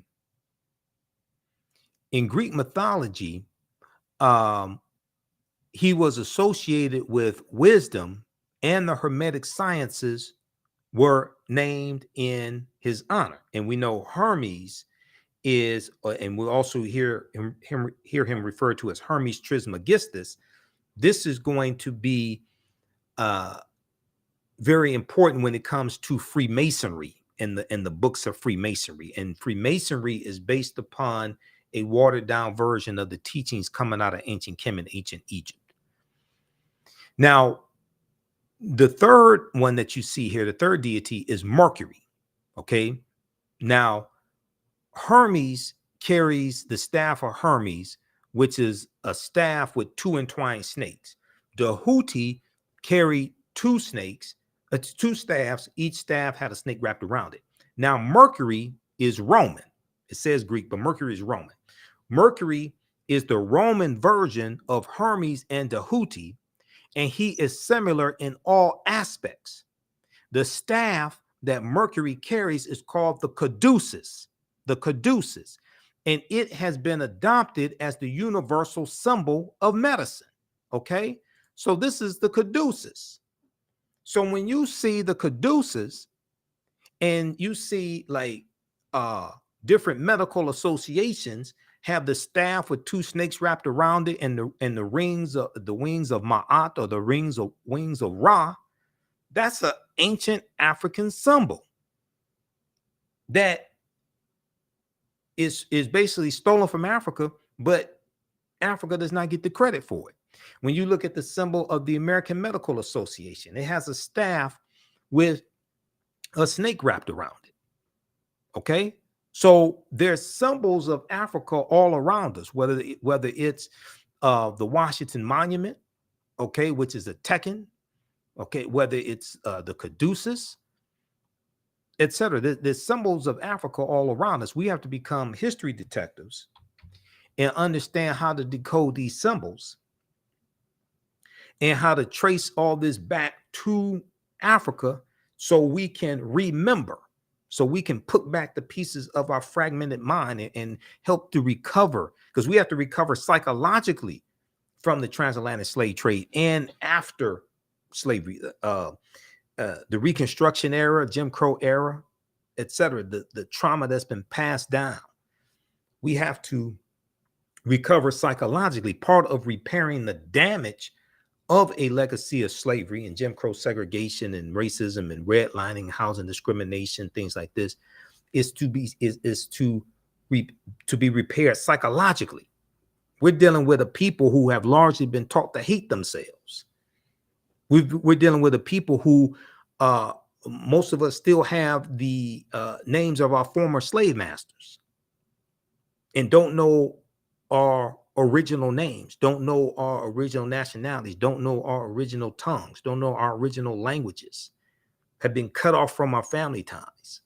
Just given a people who have largely been taught to hate themselves and who have been psychologically damaged money. If we want to be honest, we all know if we all got $1 million today, white people have it all back by this time next week. The only thing you would have done is stimulate their economy. The damage is still there. The laws and policies that continue to inflict the harm today and maldistribute wealth, power, and resources are still there. You haven't repaired the damage.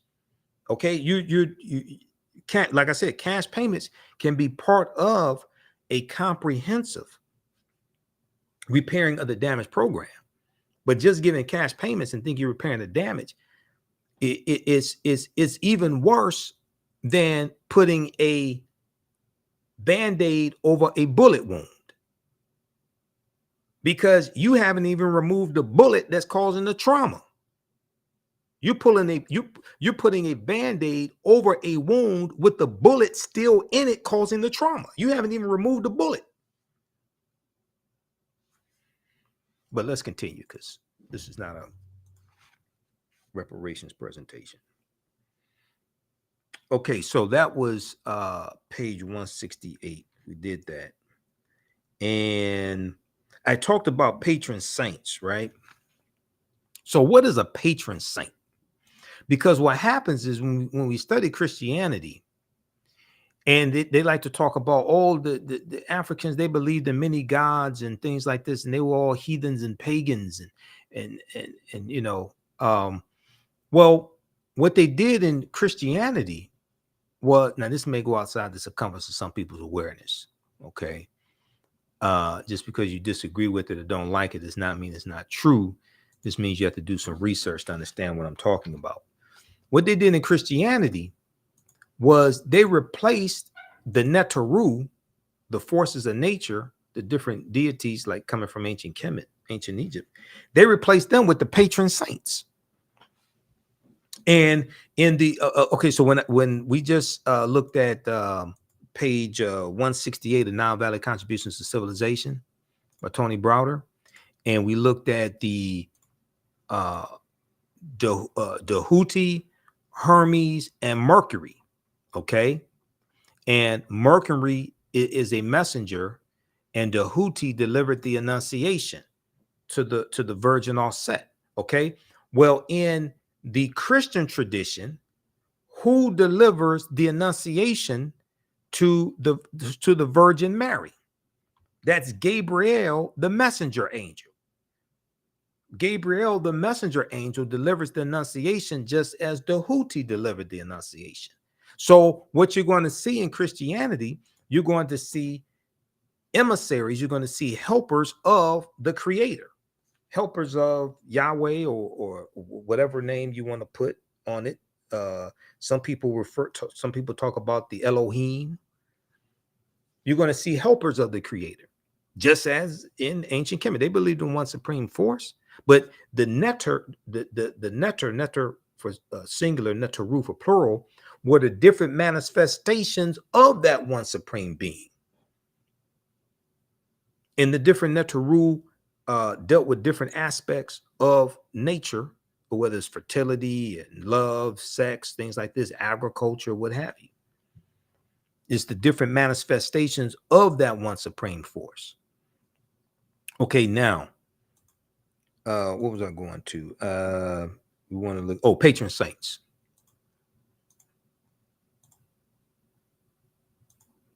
Believe me, I'm trying to hurry up and wrap this up, but I have a list here of what to get through.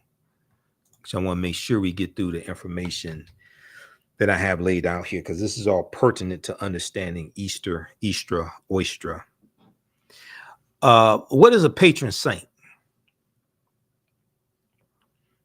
If we look at Britannica Concise Encyclopedia, a patron saint is a saint to whose protection and intercession a person, society, church, place, profession, or activity is dedicated.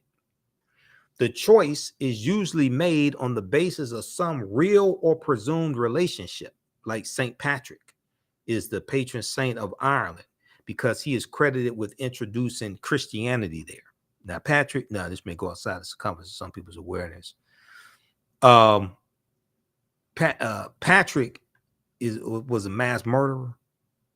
He killed thousands of Druids. I talked about this in my St. Patrick's Day broadcast, and we dealt with the history of Patrick, former British slave. Patrick wasn't Irish, he was British. His color wasn't green, it was blue. And he killed Pope Celestine I, sent Patrick into Ireland in 432 AD to convert the Irish to Christianity. And the Druids were dealing with a watered down version of the teachings from ancient Kemet, ancient Egypt. And the Druids wore a helmet that had a uraeus on it. And uraeus is a cobra, a snake. Okay. And so when they talk about Patrick driving the snakes out of Ireland. Well, first of all, Ireland is a cold climate, and Ireland is an island. There's no evidence snakes were ever in Ireland. Okay, but when they talk about Patrick driving the snakes out of Ireland, they're not talking about snakes that crawled on the ground. They're talking about snakes that walked on two legs and were known as Druids, because the Druids, because of the cobra on their helmet, were known as the snake people. And what the Druids were teaching conflicted with the teachings of the Christian church, because the Druids were talking about acquiring knowledge and awakening the power of God inside of you, which is related to the story of Asar, Aset, and Heru. So this conflicted with what the Christian church was teaching. This is not attacking anybody, but we don't understand that we don't understand. Okay, so to force Christianity on the Irish, they had to kill the Druids because they were the ones with the knowledge.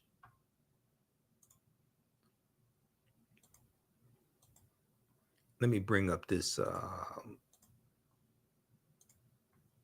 trying to bring this one up here. Hold on. This slide, this deals with the Druids. Which one is that? Okay, yeah. Understand the transatlantic slave trade. Okay, because we go deep into this in the class. Where's the slide on the Druids? Right here.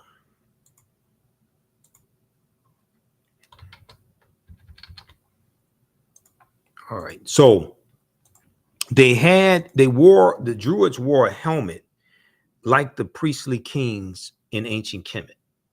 Okay. And the word Druid in Old Irish means he who knows, he who knows. And what the Druids were dealing with, their teachings, it was called the gnosis, or the true knowledge. All right. And what the ruling elite were dealing with in Europe was a watered down version of the teachings coming from ancient Kemet, ancient Egypt. But what they gave to the masses, and this is not attacking anybody, but what they gave to the masses was Christianity. And the masses were illiterate. Like 90% of the European population were illiterate. They couldn't read or write. So they couldn't read the Bible that they were told was the word of God. So it was easy to manipulate them. But the ruling elite that gave the masses Christianity in Europe. Now, I'm not talking about early forms of Christianity, because early Christianity prior to the First Council of Nicaea in 325 AD looked a lot like traditional African spiritual systems. A lot of early Christians believed in like types of reincarnation. And a lot of your early Christian saints were Africans. So early Christianity looked a lot like traditional African spiritual systems, because as Professor James Small, one of my teachers, Professor James Small, talks about, Europeans took fragments from the periphery of African spirituality, okay, to form Christianity, Islam, and Judaism. He has a fantastic presentation that deals with Christianity, Islam, Judaism, fragments of African spirituality, where he goes deep into this. All right. So, okay, so let's move on, because we could be here all night. Now, I don't have that type of time or energy. Okay, so we did page 168. We talked to, patron saints. Let's go back to patron saints. Now, in Christianity, the patron saints replaced the Neteru. All right. And if we look at patron saints like Saint Maurice, who was a Moor, who was an African Moor, Saint Maurice was the patron saint of Germany. Okay. Saint Patrick was the patron saint of Ireland. He's credited with introducing Christianity and the Latin language, because he is conquering on behalf of the Roman Empire. This is 432 AD Common Era. This is before 476, when the Vandals and the Visigoths crushed the western portion of the Roman Empire. So this is 5th century AD Common Era. Okay. You have Saint Nicholas of Amsterdam and Russia. Saint Nicholas is the patron saint to children and pawnbrokers and moneylenders and prostitutes, things of this nature. And it's going to be from Saint Nicholas that the real person, Saint Nicholas, who was a 4th century saint in Myra, which is modern day Turkey. This is where you're going to get the religious figure in the Netherlands of Sinterklaas. And Sinterklaas is in Dutch, in the Dutch language, Sinterklaas means Saint Nicholas. And it's going to be how the little kids, if they're in the room, tell the little kids go in another room, watch Paw Patrol or Doc McStuffins or something, Sesame Street. Sinterklaas was a religious figure that wore a white outfit with a red cape. And he had like a red and white hat, similar to the hat that the Pope wears, which we know comes from the double crown of the pharaohs, or the Nasubitis from ancient Kemet. So from Sinterklaas, which means Saint Nicholas, we get the secular character of Santa Claus. Santa Claus means Saint Nicholas, and Santa Claus has the red and white outfit with the red and white hat, etc. Now, the depiction of Santa Claus is credited, the jolly fellow with the red and white outfit, that's credited to a cartoonist named Thomas Nast, N-A-S-T. And one of the things in literature that really popularized Santa Claus, the secular character of Santa Claus, is the poem A Visit from St. Nicholas by the Reverend Clement Clark Moore. 'Twas the night before Christmas, and all through the house not a creature was stirring, not even a mouse. Okay, so that poem has been retold thousands upon thousands of times. Now, Sinterklaas amongst the Dutch has a sidekick named Zwarte Piet. Zwarte Piet in Dutch means Black Pete, and Zwarte Piet was a Moor, an African Moor. Now, in one of the versions of the story, Zwarte Piet, there was a battle between Zwarte Piet and Sinterklaas, and Zwarte Piet becomes a slave of Sinterklaas. Now, some people may say he's a servant, okay, but he's a Moor. And what this does is this symbolizes the Moors being conquered, the African Moors being conquered, like in Spain. Okay, now, if we look at this article here, because a lot of this information we get deep into in my 12-week online courses, because we have a section of it where we deal with the history of the Moors. But this, like I said, all this history is connected. There's an article from the Washington Post, really good article, that deals with Sinterklaas. And in November, December each year, you'll see articles about protests in the Netherlands, because you'll have these white people in the Netherlands who will they'll have a parade, and they dress up as Zwarte Piet. These white people put on blackface and put on Afro wigs, and they dress up like Zwarte Piet. And more protests each year are talking about how this is racist, which it is making fun of the Moors.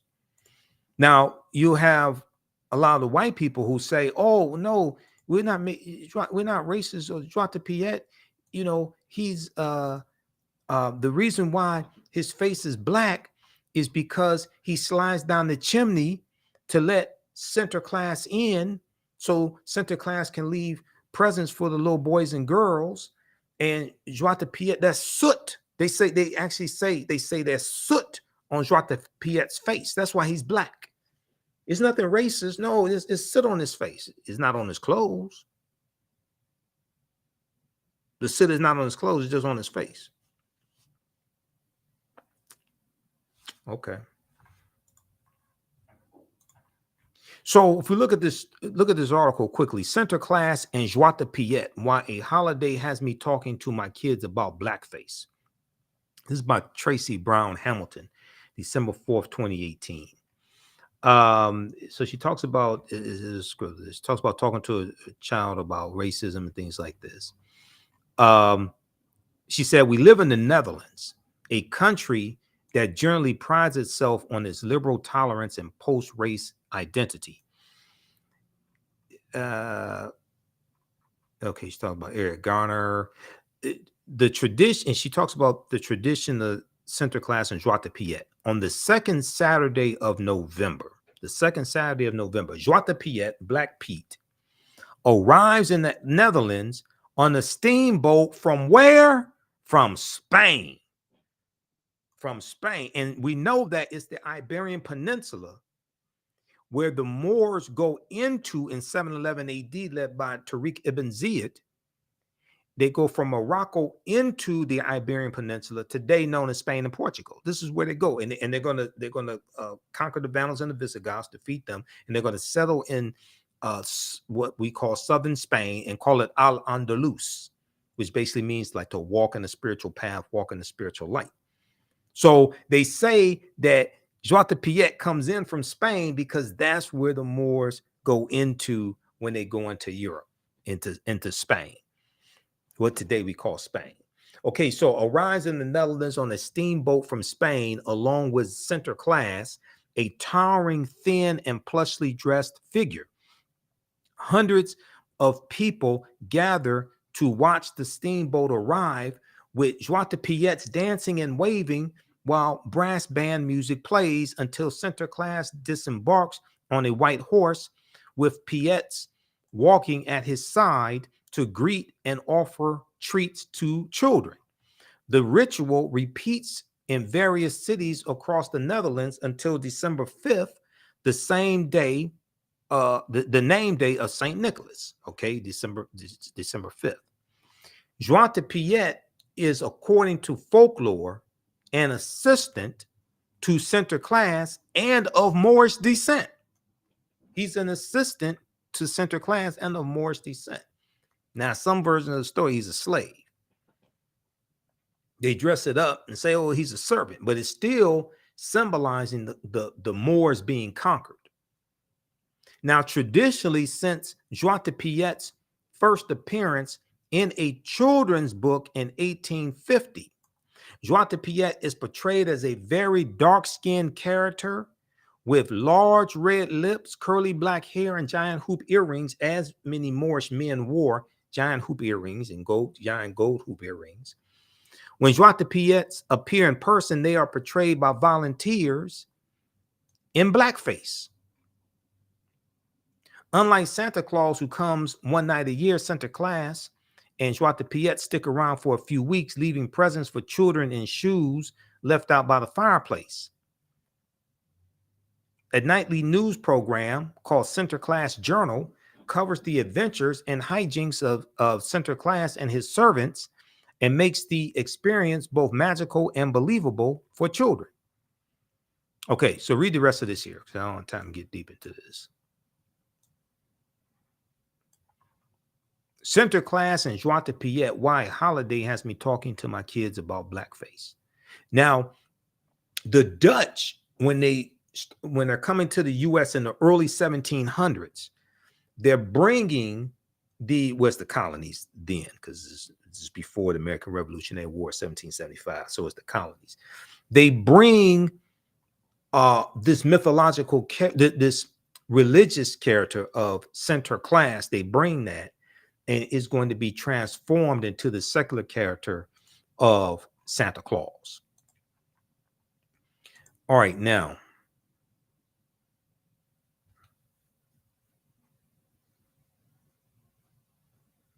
okay, let's go back to the PowerPoint presentation. I want to see where I am, because we got through a lot of this.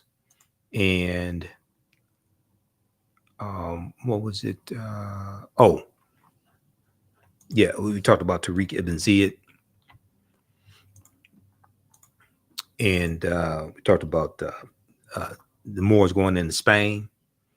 Okay, so in 711 AD, we know General Tariq Ibn Ziyad leads his troops into the Iberian Peninsula, today known as Spain and Portugal. Renoko Rashidi has a really good article on this: Moors, Saints, Knights, and Kings, the African Presence in Medieval and Renaissance Europe.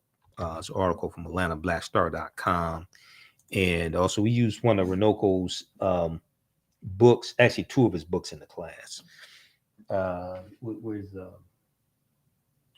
Black Star, the African Presence in Early Europe is one of them. Where's my Black Star? Black Star, the African Presence in Early Europe, where he gets deep into this information. That's one of the books we use. I don't know what to put my Black Star. Another one is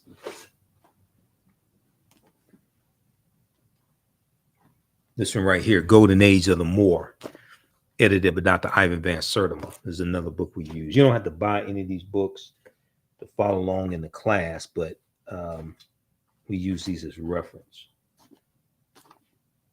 Black Star, I gotta find Black Star. It's around here somewhere. But anyway, I think I put it in this, I think it's in this stack here.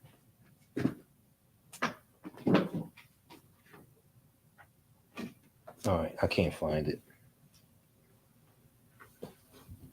Here's a book everybody should have: The Destruction of Black Civilization by Dr. Chancellor Williams.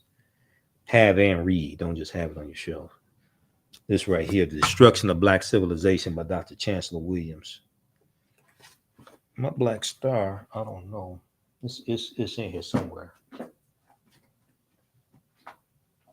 Here's another book of Renoko's that we use in the class. African Star over Asia, the Black Presence in the East. This deals with the African presence in Asia. Okay, now let's continue here. I'm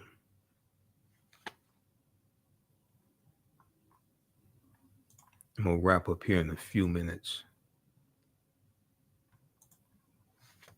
When you look at Morocco, where the Moors go in 711 AD, Spain and Portugal is right above Morocco. Okay. And the Moors are going to settle in that southern portion of Spain, like I said, and call it Al-Andalus. So when we look at things geographically, it tends to make more sense for us. All right, let's see here.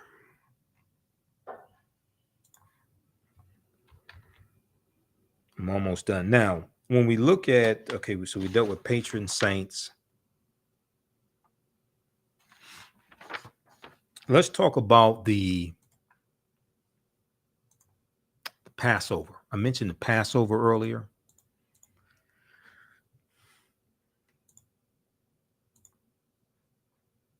There's a good article from history.com, official website of the History Channel, called Passover. And when we watch the Ten Commandments, we hear about the children of Israel and fleeing from Egypt, and they were slaves in Egypt, and the Pharaoh was so cruel all this stuff. And then they're going to flee Egypt. And they're going to be led out by Moses. And Egypt is going to be cursed with 10 plagues because they treated the God's children so horribly, and God's going to punish them with 10 plagues and different things like this, right?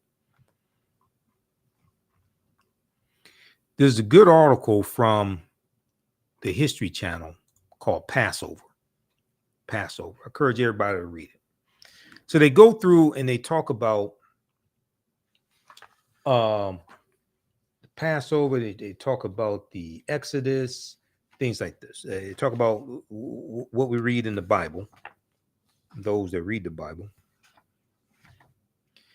Then they go through, because they talk about the 10 plagues, things like this. According to the Hebrew Bible, Jewish settlement in ancient Egypt first occurs when Joseph, a son of the patriarch Jacob and founder of one of the 12 tribes of Israel, moves his family there during a severe famine in the homeland of Canaan, etc. They talk about Moses and the parting of the Red Sea, and the Pharaoh's men being killed when the Red Sea comes back together and drowns them. Then they talk about the 10 plagues. And when Pharaoh refuses, God unleashes 10 plagues on the evil Egyptians, including turning the Nile River red with blood and diseased livestock, boils, hailstorms, and 3 days of darkness, culminating in the slaying of every firstborn son by an avenging angel. Now, Professor James Small talks about this because he says when they talk about the Passover, they're talking about the murder of African male children, because these were African people in Kemet, in Egypt. So if you're talking about killing every male child under 2 years old, who are you talking about killing? If you're talking about killing every male child under 2 years old in ancient Egypt, then who are you talking about killing? The Israelites, however, marked their door frames of their homes with lamb's blood so that the angel of death will recognize and quote unquote pass over each Jewish household. Terrified of further punishment, the Egyptians convinced their ruler to release the Israelites, and Moses quickly leads them out of Egypt. Now, all this may go outside the circumference of some people's awareness. Just because you may disagree with it or don't like it does not mean it's not true. It just means you have to do some more research to understand what I'm talking about. The Pharaoh changes his mind, however, and sends his soldiers to retrieve the former slaves. They're saying that the Hebrews were slaves in ancient Kemet, ancient Egypt. As the Egyptian army approaches the fleeing Jews at the edge of the Red Sea, a miracle occurs. God causes the sea to part, allowing Moses and the followers to cross safely, then closes the passage and drowns the evil Egyptians. According to the Hebrew Bible, the Jews, now numbering in the hundreds of thousands, then trekked through the Sinai desert for 40 tumultuous years. Now, one account it says about 2 million of them. Okay, it said hundreds of thousands. One account is about 2 million of them. Some may say 1.5 million or a million. Okay, they trekked through the Sinai desert. Now, pay attention to this. They trekked through the Sinai desert for 40 years before finally reaching their ancestral home in Canaan, later known as the land of Israel. Okay, that's a good story. Right up there with Star Wars and Black Panther, and it's a good story. But let me ask you a question. What did 2 million people eat in the desert for 40 years? What I'm just asking this question. I flunked Sunday school, okay? I mean, what did 2 million people eat in the desert for 40 years, or 1.5 million, or 1 million? Where did 2 million people, or 1.5 million, or 1 million, or 100, or hundreds of thousands, where did they get water from 40 years in the desert?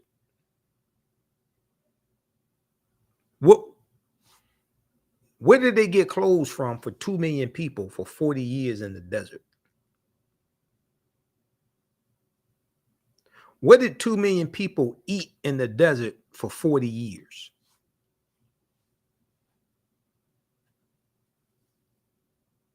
I mean, just a question I have to ask. This is, I mean, there's a logical question. Okay. So let's continue.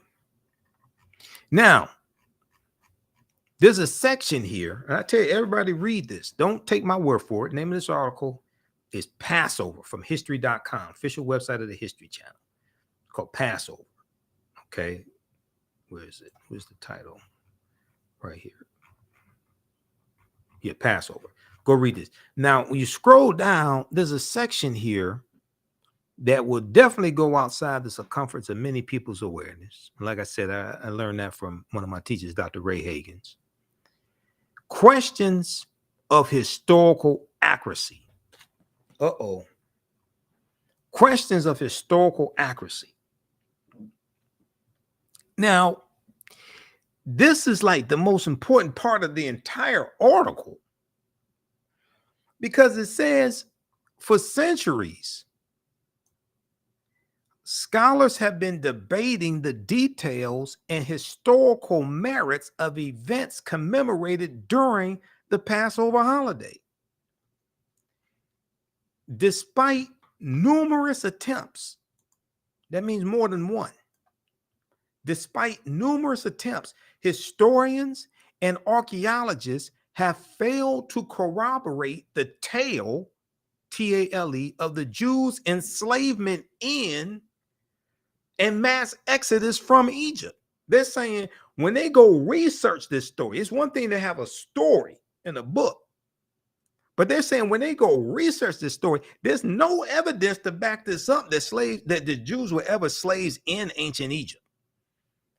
And there's no evidence to document, to back up a mass exodus of the Hebrews from Egypt.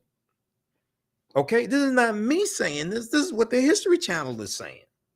Despite numerous attempts, historians and archaeologists have failed to corroborate the tale of the Jews' enslavement in and mass exodus from Egypt. Although the ancient Egyptians kept thorough records, no mention is made of an Israelite community within their midst or any calamities resembling the 10 biblical plagues.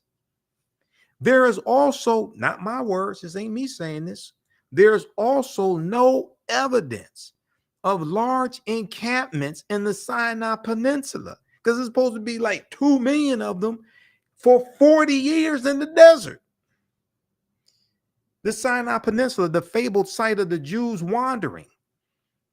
And they said there's no evidence of any sudden fluctuation in Israel's archaeological record that would indicate the departure of and then the return of a large population. Do you realize that would throw off the whole ecology of a country? But then also, if there was 2 million people or 1.5 million or 1 million wandering in the desert for 40 years, do you realize there'd still be an archaeological record of that? They'd still be digging up dead bodies from them for 40 years. It'll throw off the whole ecology, the vegetation, all that would be thrown off. And then if a large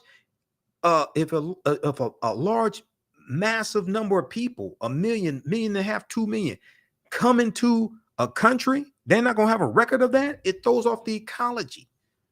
You leave archaeological and ecological footprints. Now, you can write a story, but in the real world, there's evidence, numerous types of evidence of this. There's no evidence of any sudden fluctuation in Israel's archaeological record that would indicate the departure and return of a large population. A handful of scholars, including the first century Jewish historian Josephus, have suggested a link between the Israelites and the Hyksos, a mysterious Semitic people, possibly from Canaan, who controlled Lower Egypt for more than 100 years before their expulsion during the 16th century BC. Most modern academics, however, have dismissed this theory due to chronological conflicts and a lack of similarity between the two cultures. Now, they want the Hyksos. Then the other thing is, because in the movie The Ten Commandments, if I remember correctly, it's been a long time since I've seen the movie, no plan on watching it, but they showed the Hebrews building the pyramids. But when you study like real history, the ancient Egyptians stopped building pyramids close to 1,000 years before the Hebrews was said to have even gone into Egypt. All the pharaohs didn't have pyramids. They stopped building pyramids in the 6th dynasty, right around 2300 BC or so, right in that era. So the ancient Egyptians stopped building pyramids close to like 900 years, 1,000 years before the Hebrews were said to have even migrated into Egypt. So why did they show them in the Ten Commandments, the Hebrews building pyramids?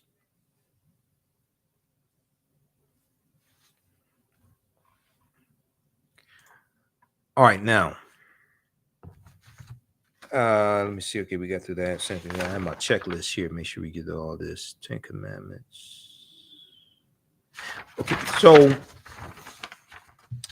one last article we're going to look at here is from time.com, well, two, very quickly. The National Retail Federation has some good information dealing with the money that's involved in Easter. Once again, I'm not telling people don't celebrate Easter. Okay, you want to buy your Easter outfit and things like that and go to church. I'm not saying don't do that. I'm saying we need to understand the history behind what it is we've been taught to celebrate, so we have a better understanding of what it is that we are participating in. And once you have all the information to understand this, you decide you want to still participate in Easter, that's fine. But once you have more information, it may alter or change how you decide to participate in these European holidays. So National Retail Federation, NRF.com, has information on Easter. Seeds planted for record high Easter spending, a closer look at what's driving the expected $24 billion in spending, which is up from about 20 million from about 20 billion in 2022. Is going to be an egg-citing Easter. Who the hell wrote this?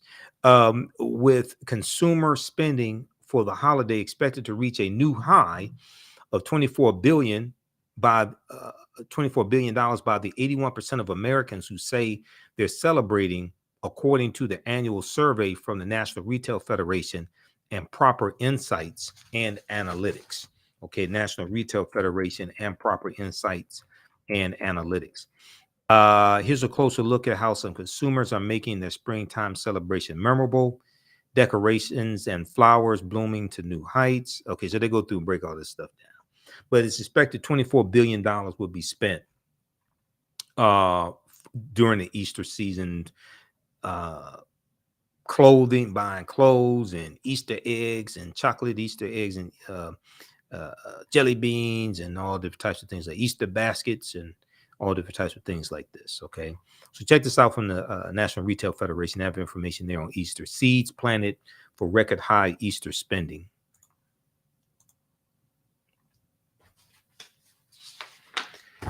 Okay, now lastly, there was, and I think this is last because I'm looking at my checklist here. Okay, I'll show you something from BibleGateway.com because we didn't do that earlier. And then also we'll look at the etymology of the word Jesus, and that should be it, because I have a list here of things to make sure to talk to you all about today. So there's a good article from Time magazine, time.com. Here's why Easter eggs are a thing. Here's why Easter eggs are a thing. And this is, okay, yeah, time.com right here. We'll pull this up. Now, also, if you like this type of information, if you want to learn more about our history, if you want to take one of my online classes, our next class is Saturday, April 15th. Next class meets Saturday, April 15th, 2023, 2 p.m. to 4 p.m. Eastern Standard Time. It's Ancient Kemet, the Moors, and the Ma'afa, understanding the transatlantic slave trade, what they didn't teach you in school. You can register for the class right now. We do the sessions live. All the sessions are archived and recorded. You can go back and watch it anytime. Okay, so we have it right on the homepage of our website, theafricanhistorynetwork.com, theafricanhistorynetwork.com. When you scroll down, you'll see it. As soon as you register, you can start watching the previous class sessions. The class is on sale. Regularly $130 is on sale, only $60. And this class is Saturday, April 15th. Then we have April 22nd, April 29th, and also May 7th. Okay. We do it 2 p.m. to 4 p.m. Eastern Standard Time. Click right here to register for the full course. We do thousands of years of history and what leads up to the transatlantic slave trade taking place. Here's a free video you can watch also. You will also get 5 of my lectures in digital format uploaded into the video library when you register for this full course. On Sundays, I teach Black resistance movements from the Haitian Revolution, U.S. Civil War, Civil Rights Movement, and Black Power Movement, 1800 to 1968. I've been studying history 31 years now. So I've been doing the African History Network show 13 years. We've done probably, 1,300 episodes, hundreds of interviews. So people see me and I speak across the country. But this class here, we do a history from 1800 to 1968 to see what leads up to the Civil War taking place. Then we studied the Civil War, Reconstruction era, 1865, 1877, Jim Crow era, Great Migration, World War I, World War II, Civil Rights Movement, Black Power Movement, to understand what happened to us after slavery ended, what were the laws and policies put in place to put us where we are today, to understand where we need to go from here. So next classes are Sunday, April 16th, Sunday, April 23rd, April 30th, and May 7th. Okay, 2 p.m. to 4 p.m. Eastern Standard Time. So even after this 12-week online course is over with, you can go back and watch it anytime. A year from now, 2 years from now, you have full access. And we also have a bundle pack where you get both classes for on sale $100. That's a $300 value. Okay.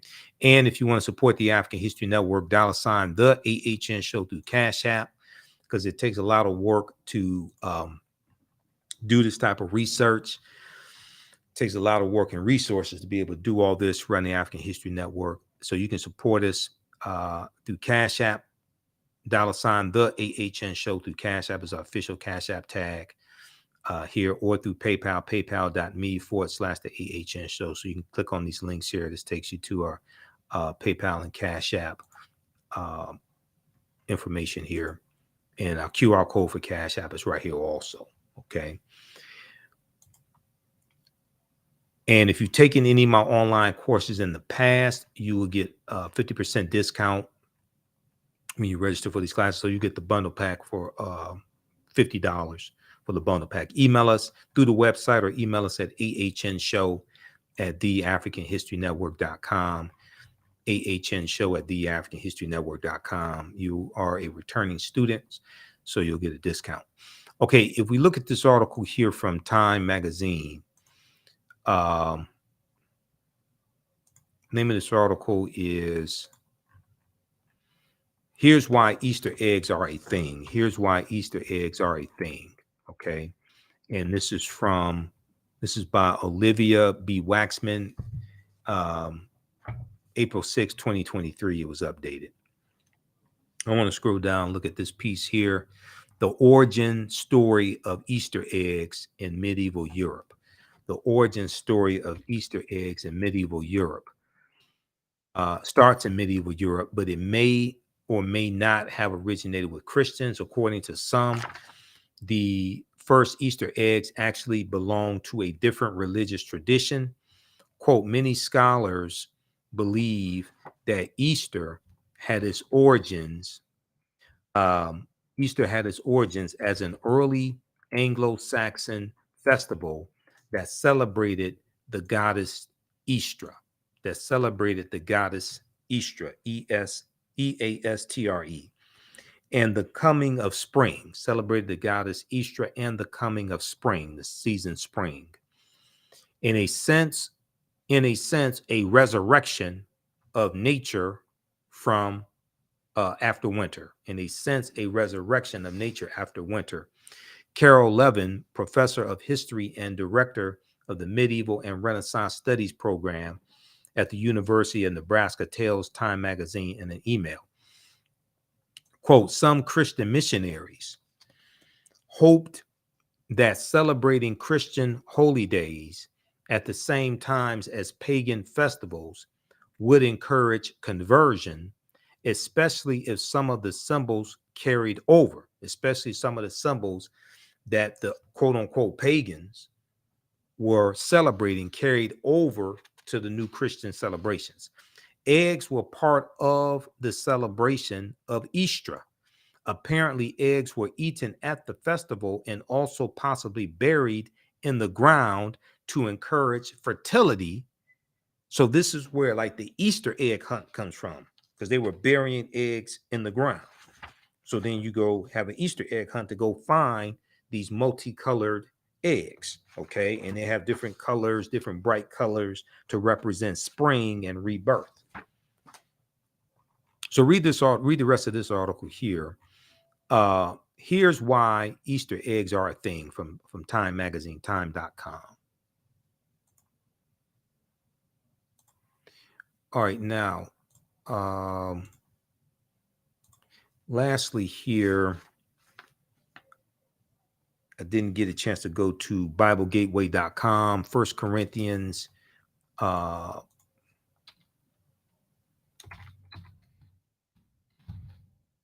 chapter 15, verse 4.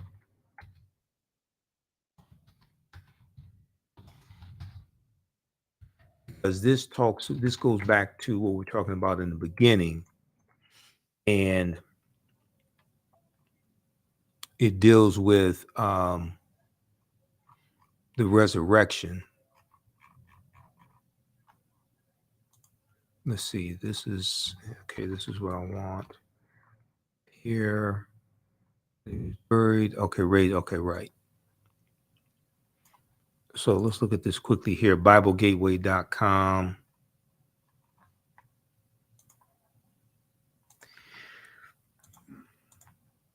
This deals with the resurrection on the third day. First Corinthians chapter 15, verses 4 through 7. That he was buried, that he was raised on the third day in accordance with the scriptures, and that he appeared to Cephas, then to the 12. Okay, so raised on the third day. All right, now, so we did that. Talked about the winter solstice. Then it is Easter. Okay, Ten Commandments. We did all of that. Oh, the etymology. The Etym Online etymological dictionary. I didn't get a chance to show you this here.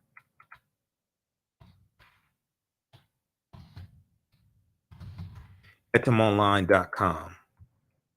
If you look up Jesus in the dictionary, you want to go to use an etymological dictionary, or you can use Webster, not Webster, not Emmanuel Lewis, but Merriam-Webster. Okay, that's fine. You can do that. But the etymological dictionary, this is the one I use. etymonline.com. This is one of the ones I use. I use different dictionaries and encyclopedias. This is online etymology dictionary. This is etymonline.com. You look up Jesus. And what does it show here? Personal name of the Christian Savior, late 12th century. It is the Greek form of Joshua. It is the Greek form of Joshua used variously in translations of the Bible. It's from the late Latin Iesus, I-E-S-U-S, Iesus, properly pronounced as 3 syllables. From the Greek, I'm not sure how to pronounce this, I-E-O-S-U-S, which is an attempt to render into Greek the Aramaic Semitic proper name, Jeshua, which is in Hebrew, Yeshua or Yahshua. So Yeshua is Hebrew.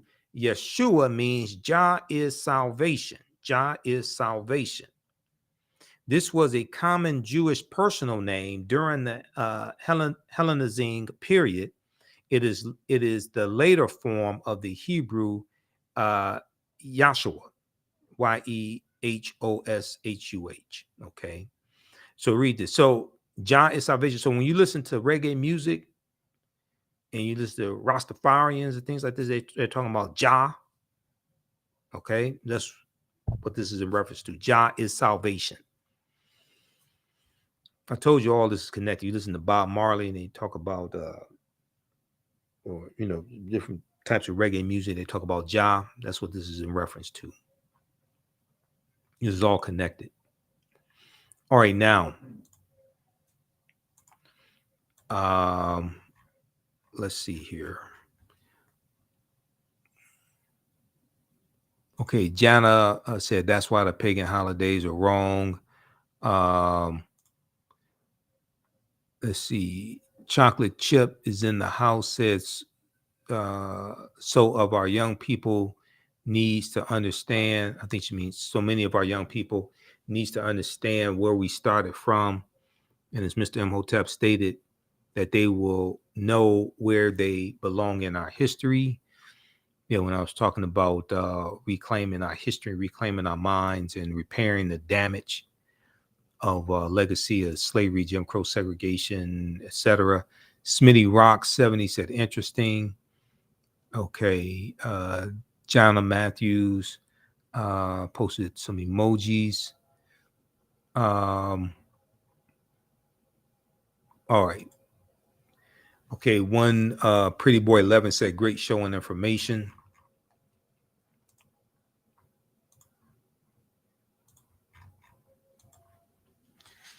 All right, so I think I covered everything.